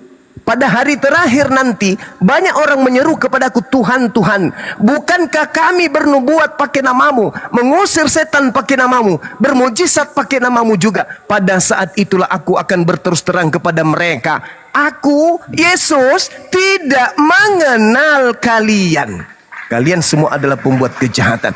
Kok Yesus tidak mengenal dia? Kenapa? Karena Yesus saat ini ada di langit. Dia tidak bisa melihat ke bawah.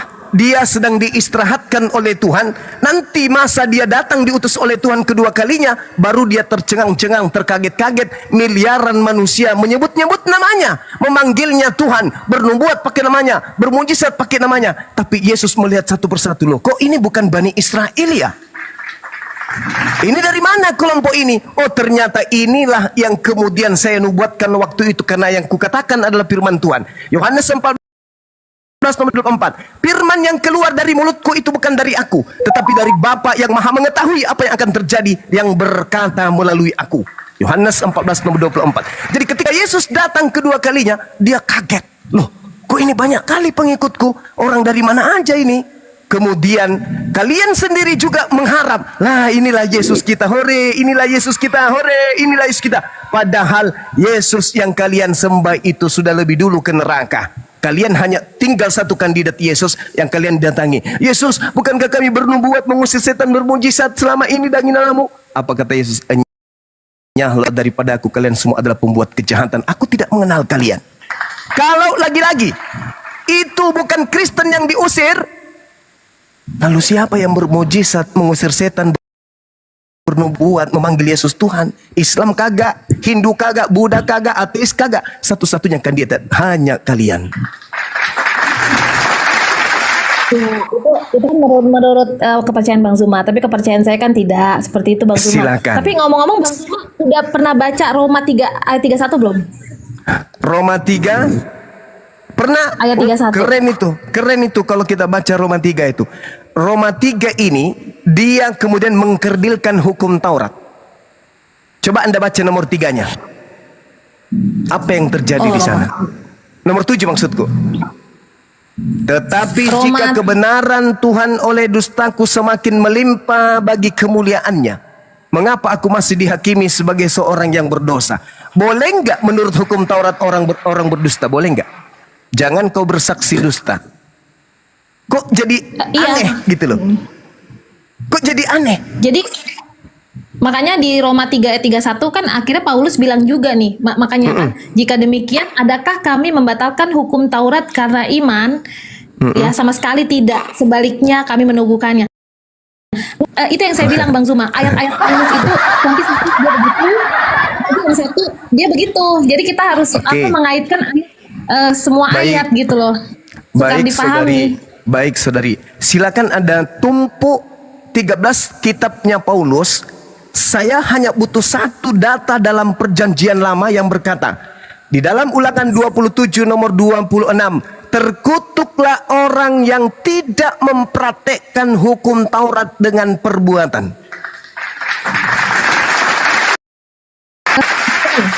Ya, saya Yesus bertanya. sudah genapi. Saya bertanya kepada saudara, apakah kemudian Kristen melakukan hukum Taurat? Nah, itu di Matius 5. Di Matius 5 tadi yang Bang Zuma kasih ayat berapa ya Bang Zuma? 19? Yesus bukan. Matius 5 itu Yesus dan hukum Taurat. Disinilah penggenapan hukum Taurat. Jadi ini jelas ya bahwa yang tadi saya bilang kalau di hukum Taurat kan tidak boleh berzina. Tapi kalau hukum kasih menginginkan perempuan dalam hati sudah zina. Ya, terus kalau misalnya di hukum Taurat itu mencuri, jangan apa gitu. Tapi kalau di hukum kasih kita orang ngutang sama kita aja kita nggak boleh tagih seperti itu sampai dia benar-benar Oke, bisa bayar. baik. Ya pokoknya kita nggak boleh. Baik. Itu penggenapan seperti itu contohnya, Bang Zuma. Oke, baik. Ulangan 4 nomor 2, jangan kau menambahi, jangan kau mengurangi. Itu maksudnya apa? Jangan menambahi mengurangi. Yesus kan menggenapi. Beda arti dari menambahi Yang atau tadi- mengurangi. Yang tadi katanya Anda sudah lebih sempurna lagi kan? Digenapi katanya dihilangkan.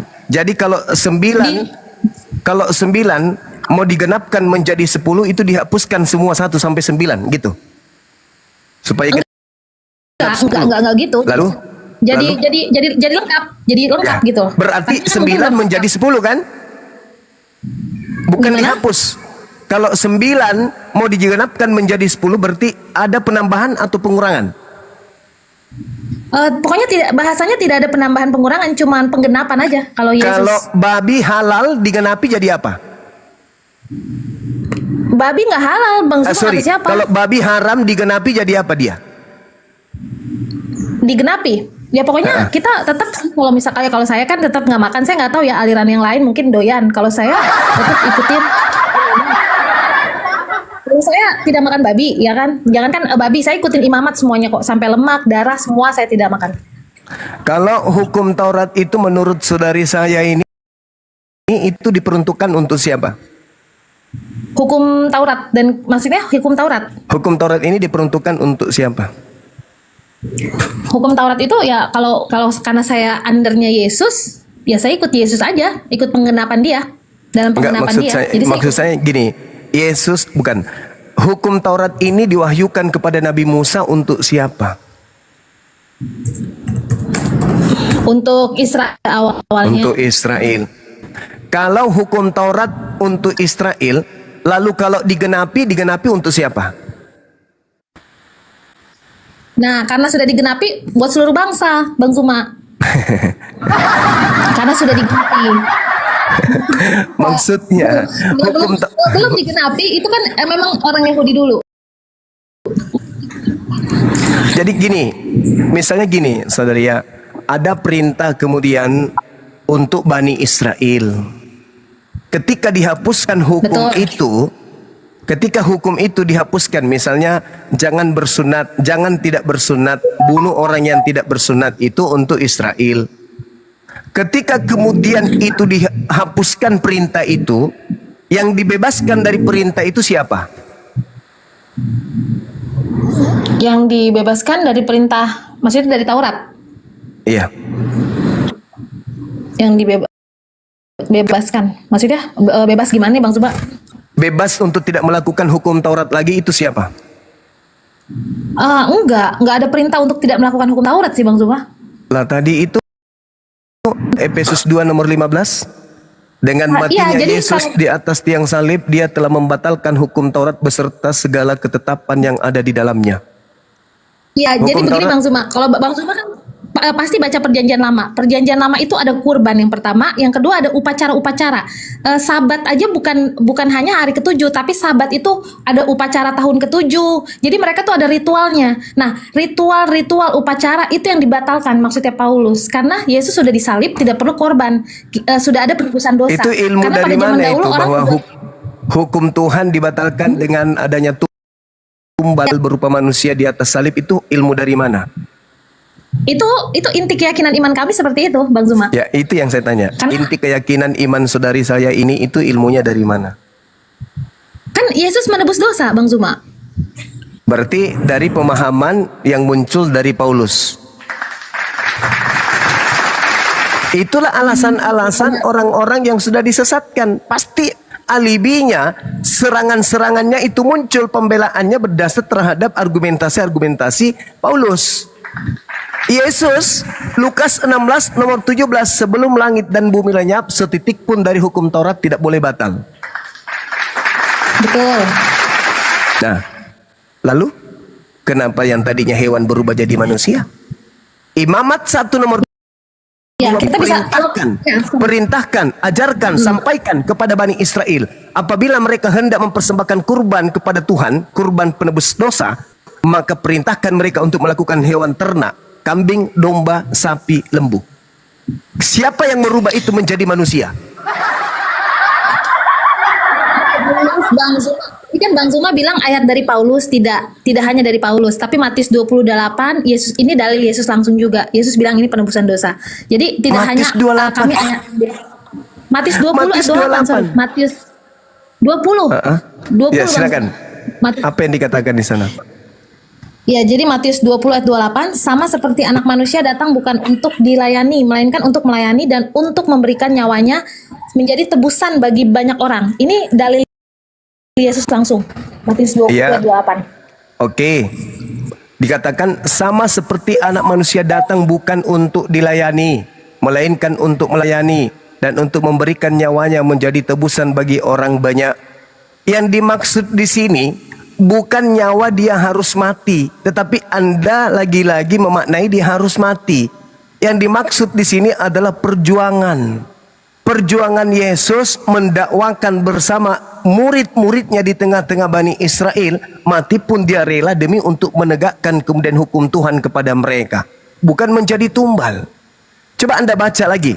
Ketika kemudian Yakobus, ibu Yakobus dan Yohanes ini memerintahkan kemudian untuk melayani, maka datanglah ibu anak-anak Zebedeus serta anak-anak kepada Yesus, lalu sujud di hadapannya untuk minta sesuatu kepadanya. Kata Yesus, apa yang kau kehendaki?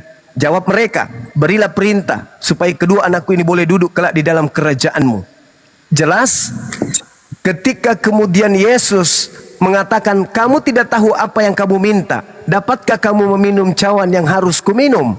Kemudian mereka menjawab, kami dapat. Yesus berkata kepada mereka, cawanku memang akan kamu minum, tetapi hal duduk di sebelah kananku dan di sebelah kiriku, aku tidak berhak memberikannya. Untuk itu akan diberikan kepada orang-orang bagi siapa Bapakku telah menyediakannya. Seperti Yesus dalam hal ini tidak bisa memberikan siapa yang di surga, siapa di neraka. Mendengarkan itu, marahlah ke 10 murid yang lain kepada kedua saudara itu. Tetapi Yesus memanggil mereka dan berkata, kamu tahu bahwa pemerintah-pemerintah, bangsa-bangsa memerintah rakyatnya dengan tangan besi, dan pembesar-pembesar menjalankan kuasanya dengan keras ke atas mereka.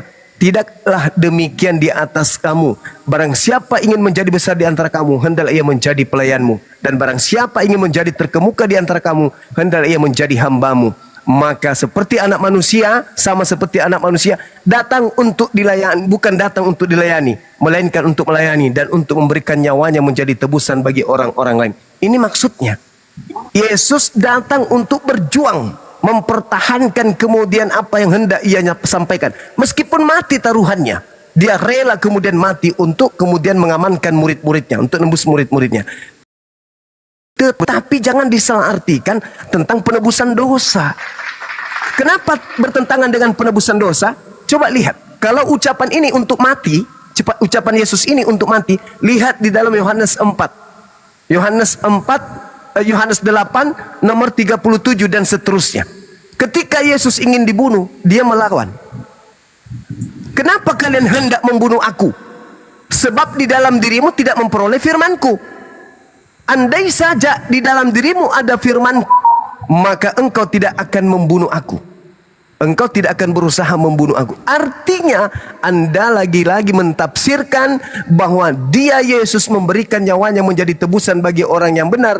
Itu adalah keliru besar. Karena Yesus datang ke atas muka bumi ini, dia tidak ingin dibunuh, melainkan dia hanya ingin melayani murid-muridnya. Seperti itu. Oke, ya itu baik Bang Zuma. Jadi kalau untuk Yesus penebus dosa itu banyaklah ayatnya kalau mau dibahas ya. Dan ditambah lagi nubuat-nubuat tentang penebusan dosa itu juga sudah ada di Perjanjian Lama kan. Selesai di situ. Nah balik lagi nih Bang Zuma. Tadi Bang Zuma bilang mengenai duduk di sebelah kanan Allah itu bukan aku. Namanya juga dia lagi menyamar Bang Zuma. Dia kan lagi menyamar. Berarti dia membohongi orang.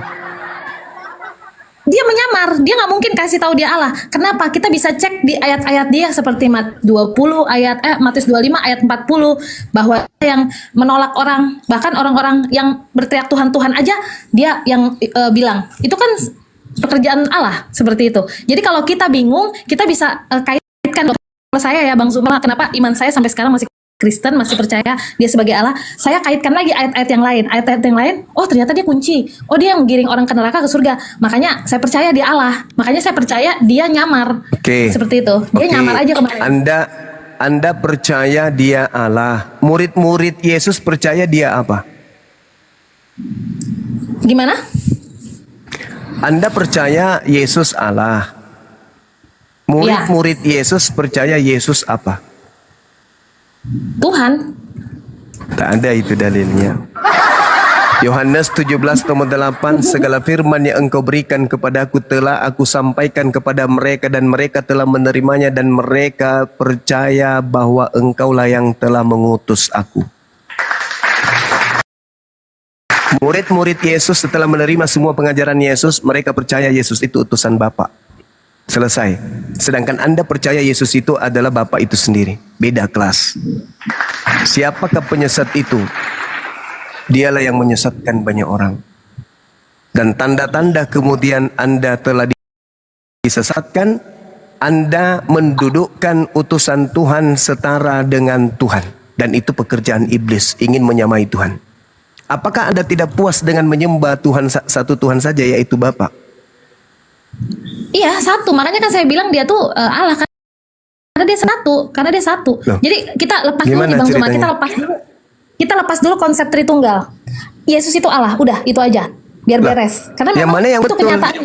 Yang mana yang betul ini? Dia utusan atau dia Allah? Dia Allah. Kalau waktu ke dunia dia menyamar. Jangan ditambah-tambahin. Harus berdasarkan Yesus. Jangan Anda tambahin. Kalau Anda tambahin berarti Anda masuk dalam kelompok penyesat karena Anda menambah-nambahkan. Kesaksian Yesus di dalam Yohanes 5 nomor 36. Ada kesaksianku yang lebih penting dari kesaksian seorang saudari Esti, bahwa segala yang aku lakukan, segala mukjizat yang aku lakukan, segala kekuatan pekerjaan yang aku lakukan, pekerjaan-pekerjaan itulah yang bersaksi tentang aku bahwa Bapa yang telah mengutus aku. Kesaksian Yesus tentang Yesus, dia adalah utusan Bapa. Kesaksian Anda tentang Yesus, Yesus adalah Bapa itu sendiri. Yang mana yang harus saya percaya? Kesaksian Yesus atau kesaksian saudari Esti? Iya, nanti kalau misalnya, kalau saya kan gini ya Bang Zuma, karena saya membaca semuanya, jadi saya nggak ambil satu-satu ayat. Waktu itu juga, saya jujur aja Bang Zuma, 1 tahun yang lalu, saya juga mikir Bapak sama Yesus sama loh Bang Zuma. Tapi setahun belakang ini ketika saya benar-benar membaca, saya kaitkan ayat 1 dan yang lain, job desk-nya Allah banget ini Yesus, berarti dia nyamar. Makanya saya punya kesimpulan seperti itu, keyakinan iman saya. Seperti itu Bang Zuma. Yesus itu sebenarnya tidak nyamar. Mari tak ajarin sedikit, saya ingatkan sedikit, bukan tak ajarin, saya ingatkan sedikit. Di dalam Yohanes 8, Yesus tidak menyamar. Ucapan Yesus begini. Kita lihat di data nomor 16-nya, di nomor 15-nya. Kamu menghakimi menurut ukuran manusia. aku tidak menghakimi seorang pun. Dan jikalau aku menghakimi, maka penghakimanku itu benar. Sebab aku tidak seorang diri. Dia bukan penyamar. Aku tidak seorang diri, tetapi aku bersama dengan Dia yang mengutus aku. Yesus sedang tidak menyamar. Makanya dia sakti, makanya dia hebat, karena dia bersama dengan Sang Pencipta langit dan bumi. Dan di nomor 17-nya Yesus berkata, dan di dalam kitab Tauratmu ada tertulis bahwa kesaksian dua orang adalah sah. Nomor 18-nya, akulah yang bersaksi tentang diriku sendiri. Satu, dan juga Bapa yang mengutus aku bersaksi tentang aku. Dua, aku dan Bapa adalah dua. Bukan aku nyamar, bukan Bapa yang nyamar dengan menggunakan aku, enggak. Aku dan Bapa adalah dua. Baca nomor 29-nya. Dan Bapa yang mengutus aku, Bapa menyertai aku. Bapa tidak membiarkan aku seorang diri, sebab aku senantiasa berbuat apa yang berkenan kepadanya. Apakah Yesus menyamar? Saudari, Yesus menyamar, dia bersama dengan Bapa. Iya, ayat itu dia lagi nyamar dalam ayat itu.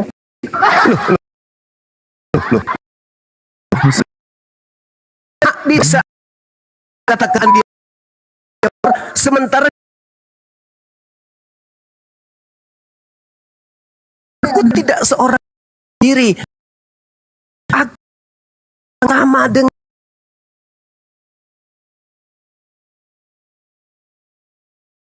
yang telah ditentukan oleh Allah, yang dinyatakan kepada kekuatan dan mukjizat dan tanda-tanda yang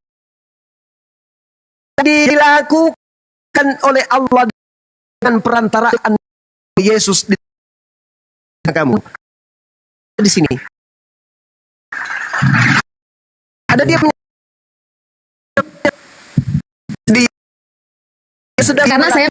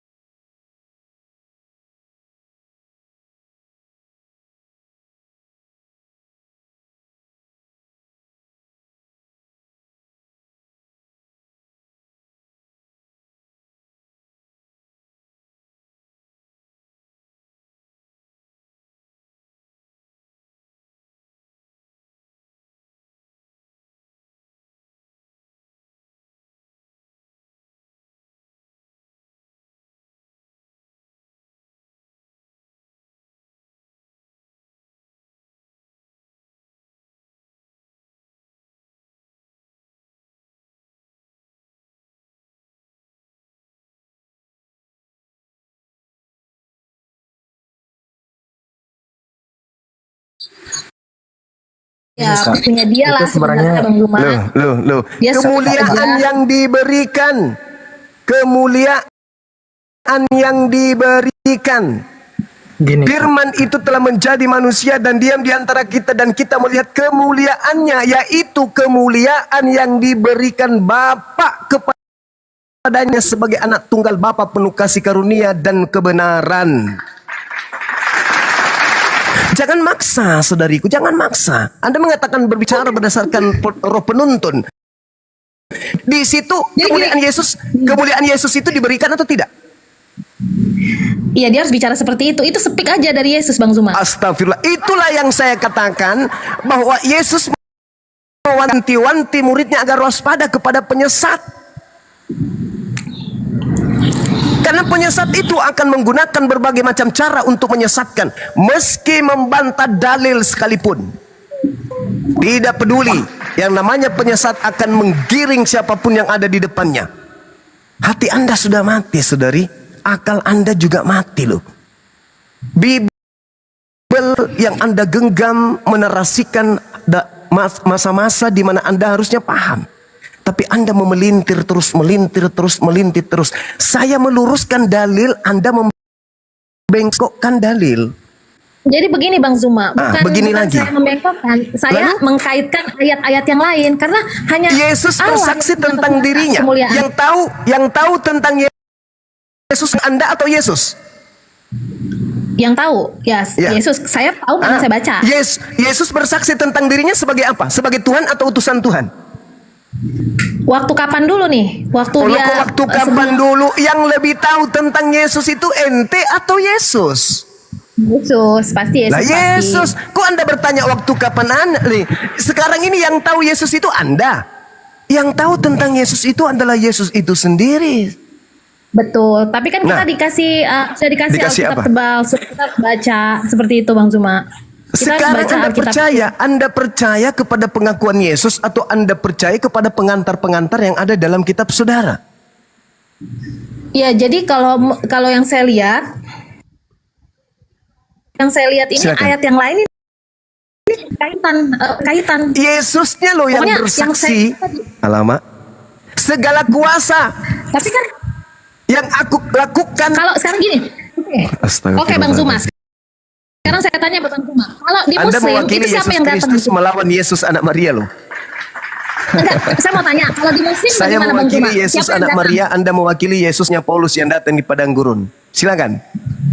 Ya, Bang Zuma, kalau di Muslim yang datang itu siapa ntar kiamat? Nabi Isa alaihi salam yang datang kemudian meluruskan atas dakwaannya kepada para terdakwa. Wa innahu la ilmul lisa'a fala tamtarunna biha wattabi'un hadza siratum mustaqim. Beliau turun ke atas muka bumi ini untuk meluruskan ajarannya yang dibengkokkan oleh para penyesat. Ingat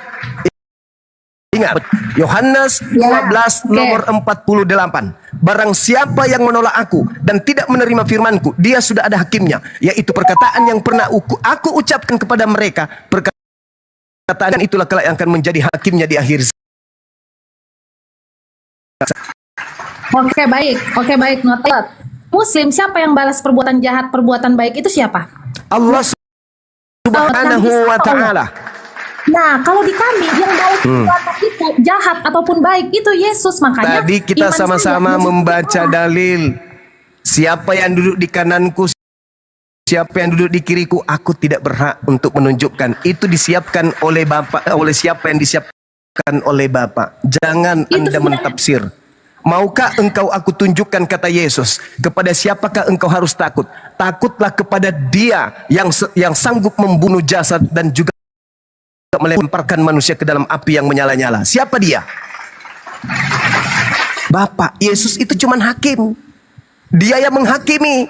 Kamu kenapa menuhankan aku, sedangkan kamu tidak melakukan kehendak Bapakku? Matius 7 nomor 15 sampai nomor 23. Waspadalah kepada nabi-nabi palsu yang datang kepadamu dengan menyamar seperti domba. Dari buahnya engkau akan melihat dia.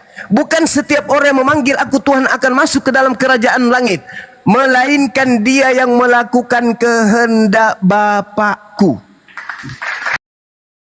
Berarti yang memegang kuasa lebih utama di atas Yesus siapa? Bapakku. Yesus hanya hakim saja. Makanya di dalam Al-Quran ditanya, wa isqala Isa bin Maryam ya bani Israel inni Rasulullah ilaikum. Wa isqalallahu ya Isa bin Maryam a anta qulta linnas tahizuni. Wahai Isa, aku Tuhan berkata kepadamu, apakah engkau yang mengajarkan mereka menuhankan dirimu? Nabi Isa menjawab, qala subhanaka ma yakunu li an aqula ma laysa li bihaqqa. Maha suci engkau wahai Tuhanku, aku tidak pernah berkata yang bukan hakku untuk aku katakan. Ma qultu lahum illa ma amartani bi ani ubudullah rabbi wa rabbakum. Aku hanya berkata kepada mereka, sembahlah Allah Tuhanku dan Tuhanmu. Kepada siapa Yesus mengajarkan Bani Israel menyembah? Kepada Dia atau kepada Bapa? Hidup kekal itu adalah mereka mengenal engkau satu-satunya Tuhan yang benar dan mengenal Yesus Kristus yang engkau utus. Yesus Kristus wajib hukumnya diimani, dikenal sebagai utusan Tuhan supaya kita memperoleh hidup yang kekal. Sedangkan Yesus yang datang kepada Anda, harus Anda memutar lidah, menyamarlah, bla bla bla bla, dan ujung-ujungnya Anda mentuhankan Dia. Anda ingin menggeser pencipta langit dan bumi dengan Tuhan Anda yang bernama Yesus Kristus itu. Siapakah Anda ini? Anda adalah perpanjangan tangan daripada setan. Wa ikhwanuhum yamuddunahum fil ghayyi sumalayu kesirun. Saudara-saudara setan adalah orang-orang kafir yang menjadikan manusia lain itu menyembah kepada wa ikhwanuhum yamuddunahum fil ghayyi sumalayu kesirun. Siapakah saudara-saudara setan? Bukankah dia orang kafir ini yang menolong setan di dalam mendurhakai pencipta langit dan bumi, dan mereka selama-lamanya akan menyesatkan. Oke, betul sekali Bang Zuma. Anda sedang menolong setan agar manusia menyembah setan. Ya, Bang Zuma, kalau di Kristen itu memang ya itu kan keimanan saya ya, baik itu kan pemikiran Bang Zuma, keimanan Bang Zuma, ya kan kita kan saling diskusi nih. Maksudnya ini kan saya menjelaskan keimanan saya seperti ini. Kenapa nih Bang Zuma, saya menganggap Yesus itu Allah. Saya nggak tanggung-tanggung gitu kayak orang. Kalau orang kan bilang anak Allah, firman, enggak, dia itu Yesus. Kenapa saya berbicara? Karena saya punya dalil. Dia akan membalaskan setiap perbuatan jahat dan perbuatan baik. Dan itu merupakan pekerjaan Tuhan. Apalagi dengan kedatangannya, kemuliaannya, Anda keliru. Coba Anda bacakan, Yohanes 12 nomor 48 deh, bacakan. Anda yang baca, saya dengarkan. Silakan. Yohanes 12 ayat berapa? Yohanes 12 nomor 48.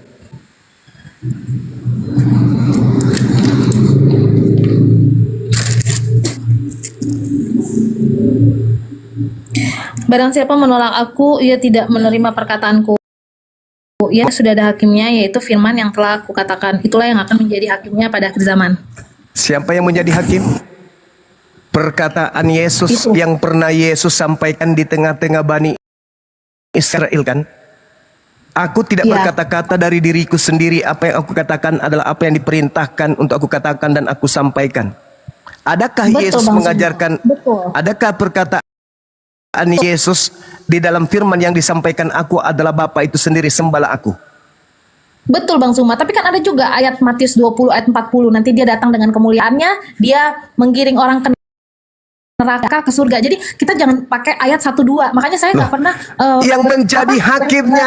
Yang menjadi hakimnya itu siapa? Perkataan Yesus kan yang menjadi hakim. Iya, betul. Itu yang dibilang Perkataan firman. Matius kan? Ya, tapi kan ada juga Bang Zuma, Matius 25 ayat 40, itu Yesus datang dalam kemuliaannya, yang berteriak Tuhan, Tuhan, itu Yesus tolak. Dia bisa nolak orang. Dia bisa Kemuliaan yang diberikan kepadanya. Iya kan? Iya, Nah, itu dia. kemuliaan Allah.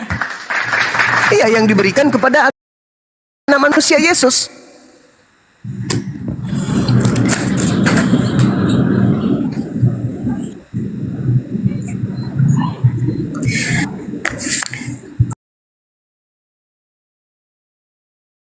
Dan di dalam Wahyu juga, Wahyu 12 lagi lebih jelas dari Matius 25. Nah, ini bahaya ini kalau kita Wahyu Anda bawa. Yesus mengatakan, saudari, Yohanes 17 nomor 8, segala firman yang engkau berikan telah aku sampaikan kepada mereka. Wahyu ditulis tahun 100. Yesus selesaikan tugasnya tahun 33. Segala firman sudah tamat di tahun 33. Jadi perkataan di Paulus, di penulis Wahyu di Pulau Patmos itu bukan lagi dari Yesus, karena segala firman sudah selesai di tahun 33. Tidak Bang ada Zuma lagi tahu nggak firman. Wahyu itu Wahyu siapa? Wahyunya makhluk yang mengaku bintang timur. Wahyu itu Wahyu Yohanes, Bang Zuma. Jadi itu Tidak. Yohanes murid yang Bukan. kami kalau kalau keimanan bukan kami murid. Yohanes itu kan dekat sama Yesus. Nah, kalau keimanan kami. Nah, di sinilah Wahyu Jangankan- dia menulis. Jangankan buku Wahyu, buku Yohanes aja bukan tulisan murid Yesus. Coba buka Yohanes 21 nomor 24 nomor 25 untuk membuktikan bahwa yang kita bahas tadi ini adalah surat kabar, bukan sabda Yesus, bukan firman Tuhan. Buka Yohanes 21 nomor 24 nomor 25. Tapi sebagai surat kabar tentu ada kebenaran di dalamnya, karena wartawan pewarta ini mencatat sesuai dengan apa yang mereka dengar dan apa yang mereka selidiki. Tapi statusnya tidak bisa naik level menjadi firman Tuhan. Baca Yohanes 21 nomor 24-25. Kalau Yohanes aja bukan penulis buku Yohanes, apalagi yang ada di Pulau Patmos. Yohanes 21 berapa Bang Zuma? 21 nomor 24-25. Nomor 24 ya. Masih banyak hal-hal lain yang diperbuat oleh Yesus, tetapi jikalau semuanya harus ditulis satu persatu, maka agaknya dunia ini tidak dapat memuat semua kitab yang harus ditulis itu. Iya, memang karena cerita kehidupan Yesus itu kan banyak, ajarannya banyak. Jadi ini disimpulkan di dalam Injil, di inti-intinya seperti itu, Bang Zuma. Dialah Emang Bang murid. Zuma tafsirnya seperti apa? Dialah murid yang memberi kesaksian tentang semua ini dan yang telah menuliskannya, dan kita tahu bahwa kesaksiannya itu benar. Dia itu siapa di situ? Nah, ini Yohanes. Lah, harusnya dia mengatakan akulah murid. Kalau penulis Yohanes adalah Yohanes. Ya itu Bang Zuma. Jadi begini loh Bang Zuma. Mungkin memang saya akuin Bang Zuma itu pinter. Oh, saya akuin Bang Zuma mau mempelajari Alkitab, apalagi bisa bahasa Yunani ya. Bahasa Yunani juga. Kalau bisa, saran saya bahasa Ibrani juga dong Bang Zuma. Cuman di dalam ayat ini makanya Bang Zuma harus perlu diketahui ya. Jadi dialah murid yang memberi kesaksian tentang semuanya ini dan yang telah menuliskan, dan kita tahu bahwa kesaksiannya itu benar. Ini maksudnya Yohanes, Bang Zuma. Seperti itu. Dialah murid. Kok kalau saya yang menulis, maka saya mengatakan akulah murid.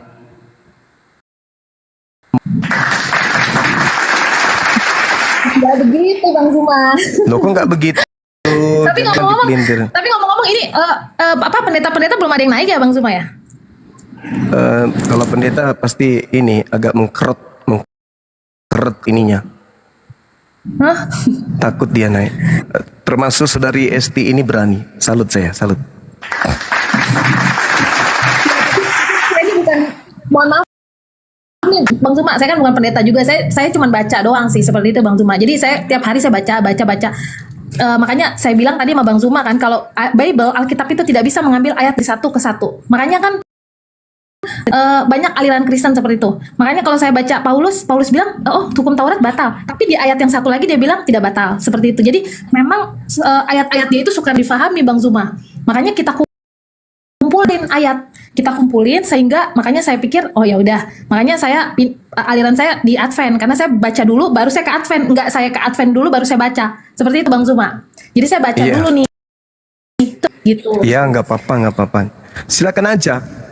Silakan saudari saya ini mau belajar jadi Advent atau jadi apapun. Yang pasti kalau kita belajar Bible itu yang kita lebih kedepankan itu adalah akal kita. Akal dulu yang kita pakai.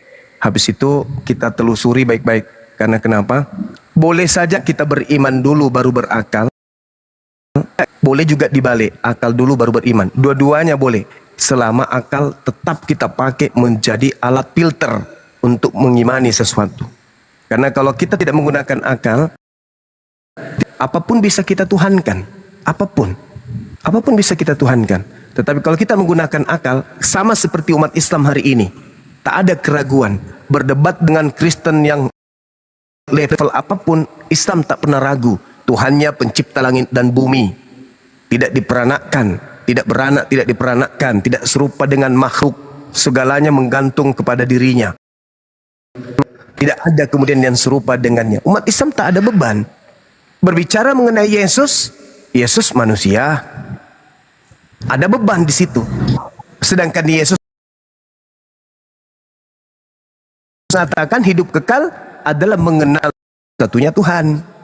Dan mengenal dirinya sebagai apa supaya hidup kekal? Ya utusan Tuhan. Islam lolos di situ. Yesus berkata, aku diutus hanya kepada domba yang hilang dari umat Israel. Al-Quran surah As-Saf, Nabi Isa diutus hanya kepada domba yang hilang dari umat Israel. Jelas itu, kami nggak ada beban. Coba, apabila ia datang yaitu penyesat bernama Kristus, kami lolos. Karena Nabi kami tidak bergelar Kristus. Sedangkan yang Anda sembah bergelar Kristus. Kalau saudara masih menggunakan akal, bukan hari ini, tetapi setelah ini Anda kembali belajar. Belajar, belajar, belajar, dan belajar. Jangan puas. Boleh saja Anda benar, Bang Suma yang keliru. Atau sebaliknya, saya yang benar, Anda yang keliru. Nah, untuk itulah kemudian silakan belajar terus, tanggalkan dulu doktrin, tanggalkan dulu dogma.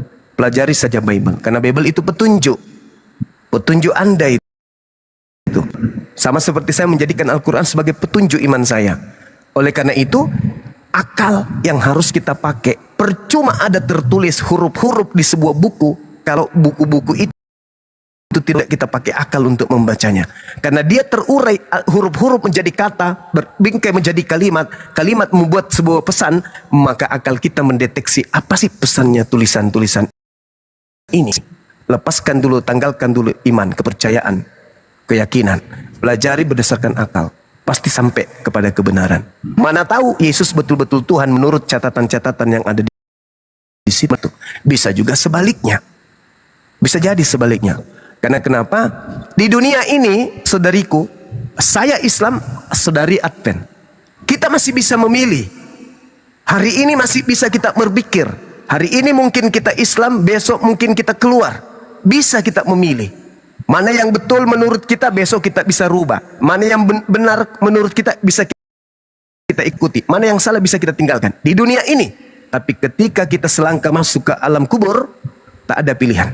Urusan kita hanya menghadap kepada pencipta langit dan bumi. Tak bisa lagi, aku mau ke Islam, aku mau ke Kristen. Enggak. Oleh karena itu, sebelum kita ada di dalam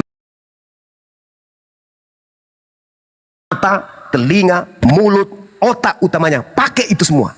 Pakai untuk mencari kebenaran itu. Jangan ditidurkan. Akal jangan ditidurkan. Mata jangan ditidurkan. Kuping jangan ditidurkan. Pakai semua senjata itu untuk menembus kebenaran ilahi. Pasti akan sampai. Pasti akan sampai. Silakan Anda gunakan itu semua senjata-senjata yang Tuhan ciptakan untuk kita, untuk menjadi pemimpin, minimal untuk diri kita dulu. Kalau dalam Al-Quran, ya ayyuhalladzina amanu qu anfusakum wa ahlikum nara, wahai orang-orang beriman, peliharalah dirimu dan juga keluargamu dari api neraka. Maka yang pertama yang Anda harus pelihara adalah diri Anda dengan senjata-senjata yang Tuhan berikan kepada saudara. Jangan peduli dengan Bang Suma, jangan peduli dengan yang lain. Peduli aja dulu dengan keselamatan sendiri. Saya kira begitu. Di tempat saya sudah hampir buka. Mungkin ada teman-teman yang bisa mengambil alih waktu dan tempat. Bang Zuma, disilakan. Iya, saya sama-sama. Juga mau undur diri. Selamat berbuka, Siap. Bang Zuma dan Makasih, semua Bang teman-teman ya. Siap. Masya Allah, silakan. Terima kasih Kak Esti. Iya, terima kasih. Dinda Fandi, di tempat Anda masih 2 jam lagi kan? Atau sudah buka puasa 2 jam yang lalu? Udah sama kan dah. Anggap saja tidak sama. Saya dulu yang buka. Siap. Kalau waktu itu sama Bang Zuma kan sama nih Fandi. Anggap aja kamu 2 jam lagi ya. Anggap saja 2 jam yang lalu. Jadi bolehlah minum dari sekarang. Silakan. Sambil menunggu yang lain. Ada nggak narasumber di bawah, Dek? Bisa nggak dinaikkan? Bentar, lihat. Coba dicek. Ini belum disapa, ada tamu. Halo, Christian Prince. Mas Saha, kenapa kau ini Mas Saha kayak gini terus? Aduh. Mas Saha. Bang Christian atau Muslim, Bang? Christian Prince. Silakan, Bang. Bang Christian, 1 atau 3, Bang? Bang Christian? Maksud lo 1 apa 3 itu apa? Maksud lo apa? Maksud lo apa? 1 apa 3 itu maksud lo apa? Wanes atau Tritunggal? Oh gitu. Waduh, bagus juga pertanyaannya. Bukan Sabtu atau Minggu atau Jumat lagi sekarang. 1 apa 3? Kalau dia mengatakan 1, ya Islam dong dia. Ya, teman-teman izin bantu di follow-follow ya akun Fandi Ahmad yang kedua. Ini akun banyak yang tumbang ini, jadi ya paham lah teman-teman ya. Masan aku 5 tahun, akunku cuma 1, lu baru setahun, akunmu banyak kali Fandi. Banyak musuhnya. Diincar terus sama Oten, alamak Jang. Aku ke blogger 2 kali, aku ambil lagi bisa, alhamdulillah. Ini akun saya yang, mau tahu nggak yang 18 tadi itu, Dek? Muncul tulisan warna merah. Peringatan pertama. Hihihi. Apa sih maksudnya kayak gitu kali? Baru bikin langsung peringatan pertama. Peringatan pertama. Jahat kali lah. Aduh, lancang banget TikTok ya. Mau ibadah dulu, maghrib dulu kan buka Iya. puasa. Nanti Ambil alih gantian. dulu Fandi ya, ambil alih dulu Fandi. Atau kita tutup dulu deh. Oh iya, boleh mungkin kan dah. Nanti habis Isya Nah betul, habis. kita buka lagi. Ya, Ya. turun dulu. Tunggu dulu ya. Boleh. Lama juga kita ya, tadi siang dari jam berapa? Dari jam 11 ya? Iya, kita tutup dulu. Tunggu ya, Ampuh tunggu. banget. Tunggu. Silakan ngobrol dulu 5 menit. Siap. Masaha. Hihihihi. 5 menit jangan, Iya, 5 menit jangan pakai ngobrol sama Mas Saha. Dia nerangin satu kalimat aja 5 jam. Ucapin terima kasih dulu yang di bawah. Yang di bawah, teman-teman yang di bawah, terima kasih ya dari tadi siang sampai sekarang setia masih 5.000, 4,5 sekarang. Bagi yang sudah masuk waktunya untuk berbuka puasa, selamat berbuka puasa. Bagi yang belum, selamat ngabuburit. Semoga puasa kita di tahun ini bukan puasa yang terakhir. Kita masih dipertemukan dengan puasa selanjutnya. Amin ya rabbal alamin. Ya, Masaha. Iya bang, itu padahal aku pengen cerita sama Bang Zuma tentang raja yang bingung. Tapi ya udah. Nanti aja habis Isya. Nanti Insya aja, Allah Bang. habis Isya. Iya. Ya udah. Oke, sahabat-sahabat sekalian, anak-anak saya, adik-adik saya, abang-abang saya yang menyertai kita ya pada siang hari ini. Terima kasih atas kebersamaannya. Sebentar malam kita akan live lagi sebagai final akhir tentang sayembara selama sebulan penuh terkait dengan Kristus palsu. Apakah ada yang kemudian bisa ternyata sampai detik ini belum sanggup kemudian teman-teman. Jadi ini berat ini, materi ini kayaknya lama-lama berat. Bisa-bisa membuat banyak orang oleng. Ya, untuk itu sekali lagi terima kasih atas kebersamaannya anak-anak saya sekalian yang ganteng-ganteng, cantik-cantik di bawah, adik-adik saya, saudara-saudara saya, abang-abang saya, opung-opung saya, tante nenek, kakek, buyut saya. Terima kasih telah menyertai kami dan yang telah memberikan infak sedekahnya berupa gift atau apa yang di YouTube itu namanya, stiker ya. Terima kasih, semoga Allah melimpahkan rahmat berupa rezeki yang melimpah, usaha yang tidak berkesudahan, kemudian rezeki yang datang tak terduga-duga dan dimudahkan semua urusan antum dalam hal mencari keduniaan demi amal jariah. Dan juga dipanjangkan usianya, disehatkan semuanya kita, keluarga kita yang sudah meninggal dunia diberi nikmat keselamatan, dan kita yang kemudian memiliki keluarga dalam keadaan sakit segera disembuhkan. Saudara-saudara yang memiliki kemudian masalah perekonomian diberikan solusi oleh Allah yang terbaik sehingga semua masalah-masalah perekonomian bisa kita selesaikan dengan baik. Amin amin ya rabbal alamin.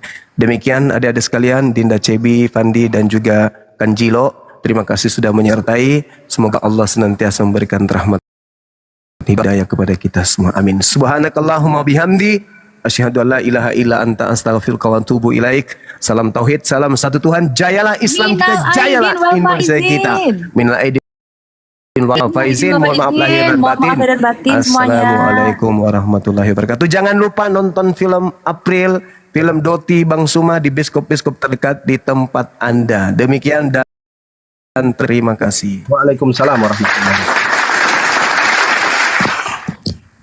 Tan, tan, tan, tan, tan.